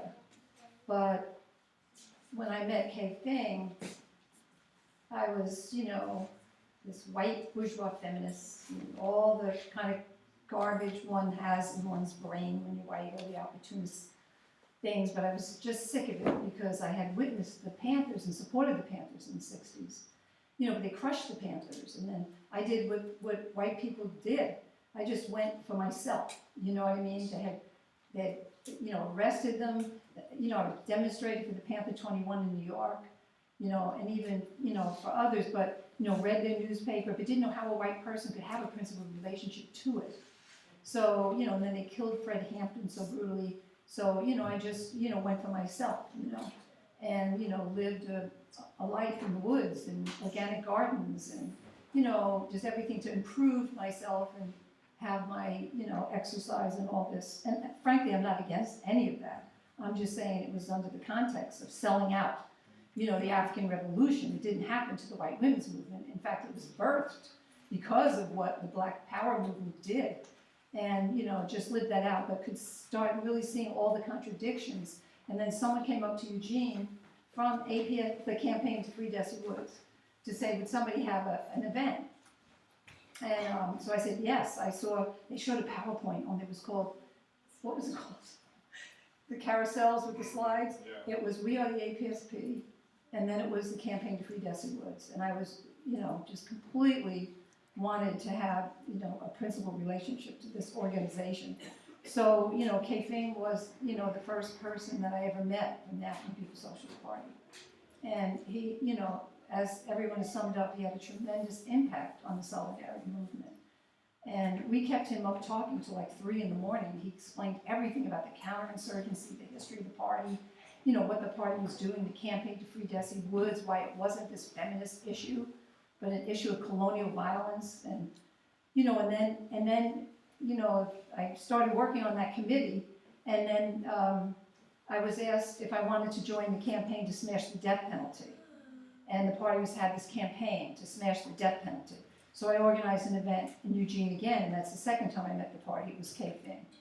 And, you know, and then they were forming the African National Prison Organization.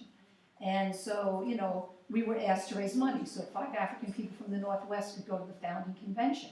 So that began the first time of material solidarity and reparations. And it meant I had to go to my community. You know, I had to go to musicians, dancers, cultural workers, you know, restaurants, whatever. We started going into our communities and organizing them to get resources for the agenda of the Black Power movement. And so even though so many of the things I remember about Kefing might have really been the chairman in a certain way, but, you know, he schooled us. And, you know, I mean, I have to think it's some things people haven't said. He was brilliant with leaflets and agitprop, and it really might have been the chairman or the chairman and Kefing, but they did things like Oakland is South Africa, when all the white left was saying, boycott apartheid. And the party was saying, East Oakland is apartheid. You know, address East Oakland, you're living right here in East Oakland. And also, he had this one, you know, in Grenada they call it the Marines, and it was a photograph of the Marines with a gun on a Grenadian, African from Grenada. Right next to it was in East Oakland, they call it the police. And it was just, we put them up in the white community. That's how we started deepening the understandings politically. And, you know, we learned, he was in every campaign, but Clark Did It was another brilliant one. We'd be on street fairs in front of the counters, you know, cooking up steak sandwiches and whatever, and we had these red t-shirts and it said, Clark Did It. And so people would be waiting in line in the heat, wanting to get these sandwiches. They go, okay, who's Clark? I mean, you know, it was like fabulous, but it really was. It was one cop who shot his buddy in the back trying to shoot a young African man that was legitimately running from them. You know, and of course, they, you know, imprisoned that young African man for 25 years, but the party really waged that campaign. So, I mean, there was so many things. The housing initiative, the campaign after Huey Newton was assassinated, the housing initiative, part of the agitprop, the party, it was a rented Uhuru house that they were on a rent strike. That's why they started an initiative on the ballot for community controlled housing. So the sheriffs were coming to evict them because they were on this rent strike, because the slumlord deserved a rent strike. It was justified. And that campaign was, they emptied everything out of the entire building, went down the street, opened another rented Uhuru house. That's why houses have to be bought and secured. And so we were in there, because party had built stuff in there, the offices and stuff. So people were sawzalling all the walls down, barricading it up with everything, any furniture that was in there. And Kefing led that demonstration you saw on that. And that was 3 days and nights outside. Everybody demonstrated around the clock, 24 hours until people had to peel off to go to work. But it was comrades, comrades, hold the fort, because you have community support.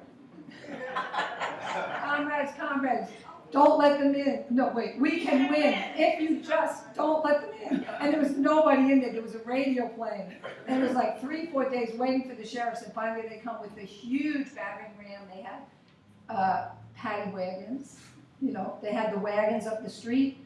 They had cops on motorcycles, sheriffs, everything there. And they go through this whole thing, and Kefing's out there, and the demonstration, and the community is out, and they did this huge battering ram over and over again, broke it down, and it was completely empty. Everybody burst out laughing, followed the flag, the red, black, and green flag, down the block to the second Uhuru house. And that was Kefing all the way. And even when we were in the city council, he started this demonstration. houses for the homeless, power to the people. Very, very low, hundreds of people. Houses for the homeless, power to the people. That's before they took over the mayor seat.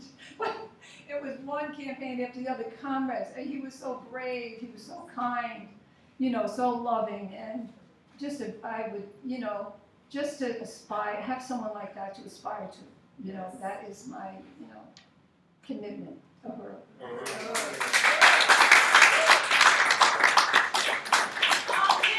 Uhuru Kefing. So we're gonna do a very important part before we go to our culture worker that's gonna come and sing some amazing revolutionary tunes for us. We're gonna do a call for resources. So today we're gonna have a goal of raising $100. We can do it. $100. Uhuru Comrades? Let's raise $100. So I want to see if do anybody just have $100 and want us to close it out? You know, say, I'm gonna give $100. I'm gonna fight with resources like Kefing. Okay, so I want to see if I got any 20s. Do I got 5 20s?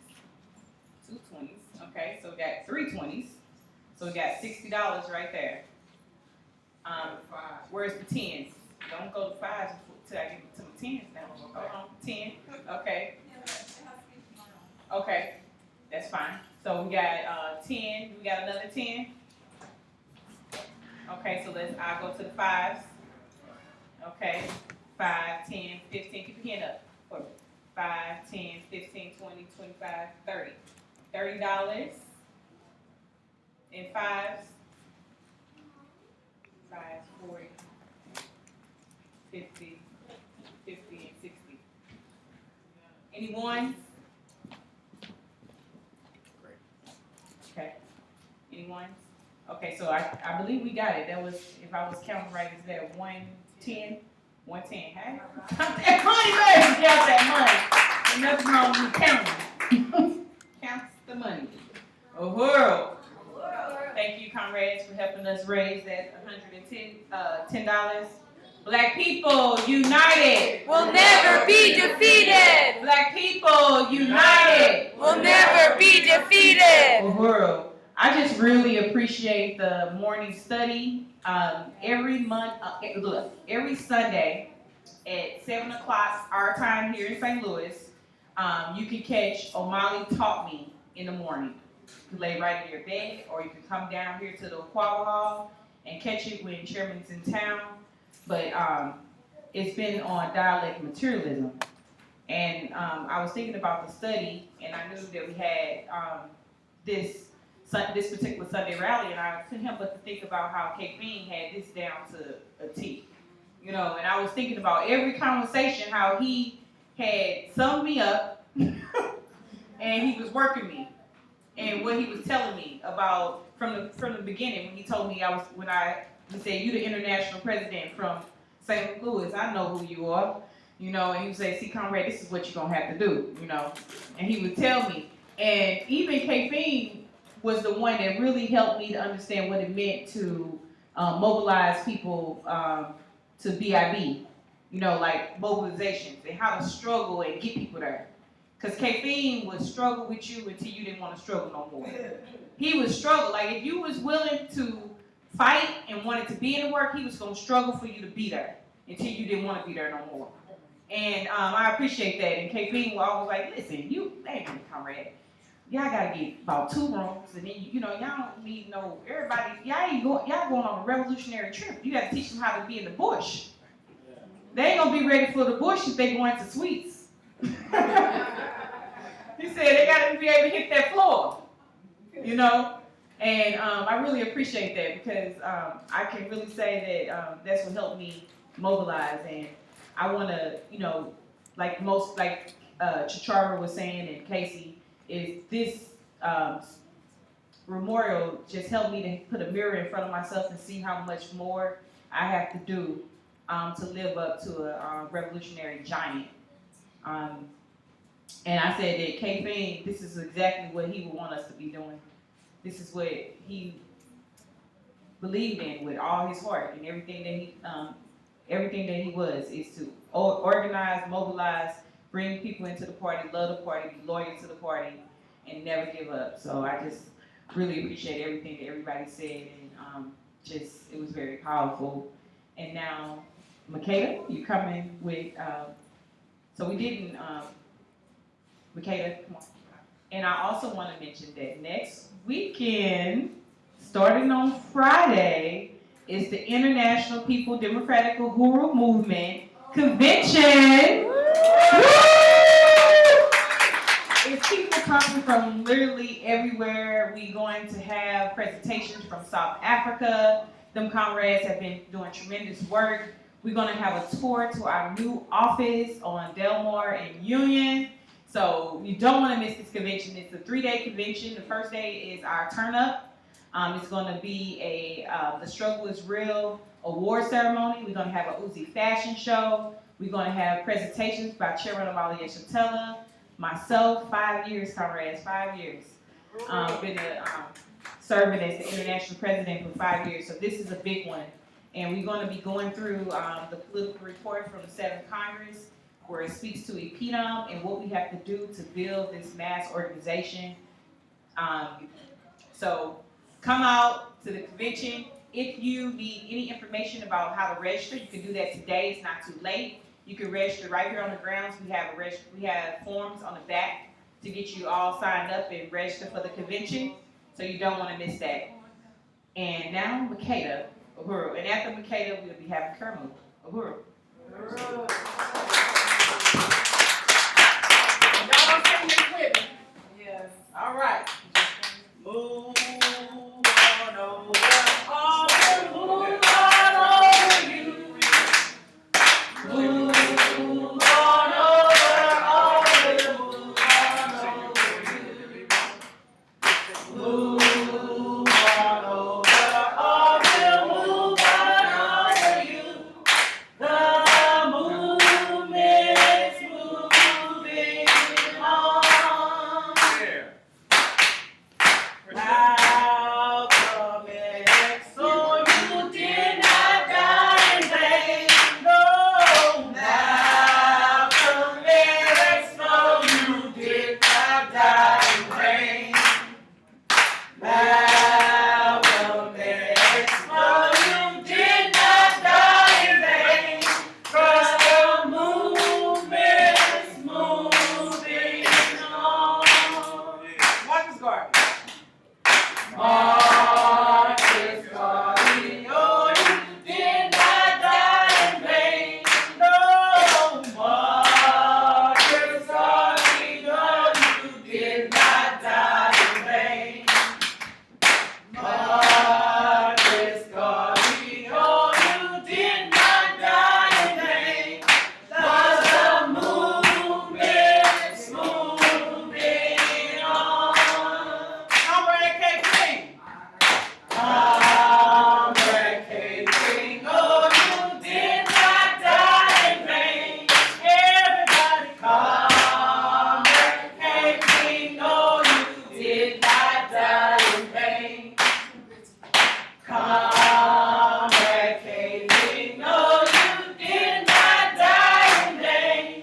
'Cause the movement is moving on.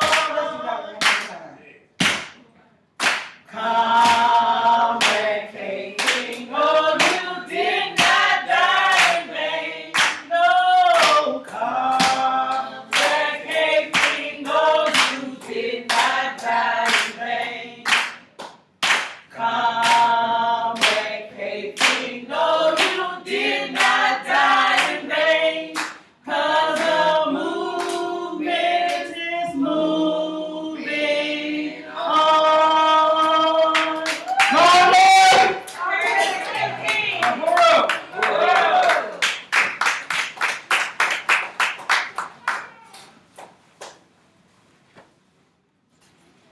Again, I want to appreciate everybody for coming out and helping us celebrate the life and the legacy of our dearest Comrade Kefing. Uhuru.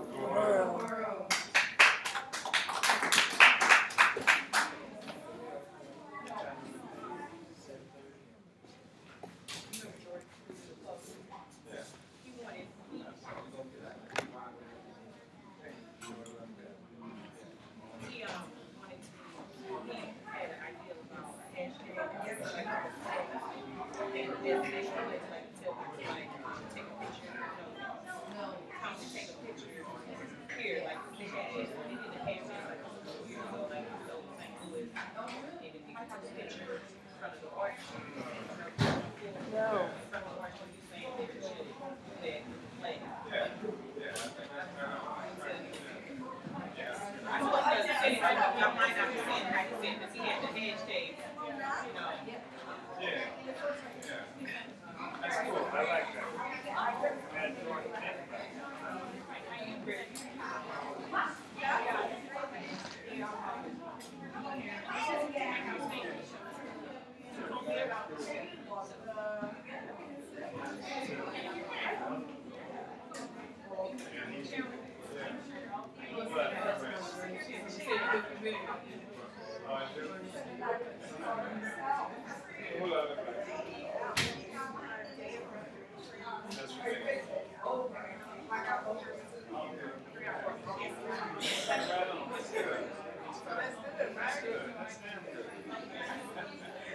That's damn good.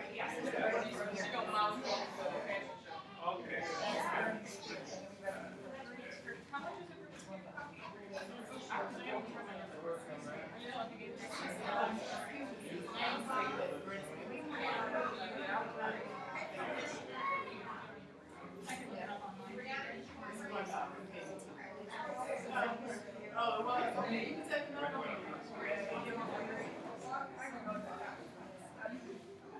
What about the monkey?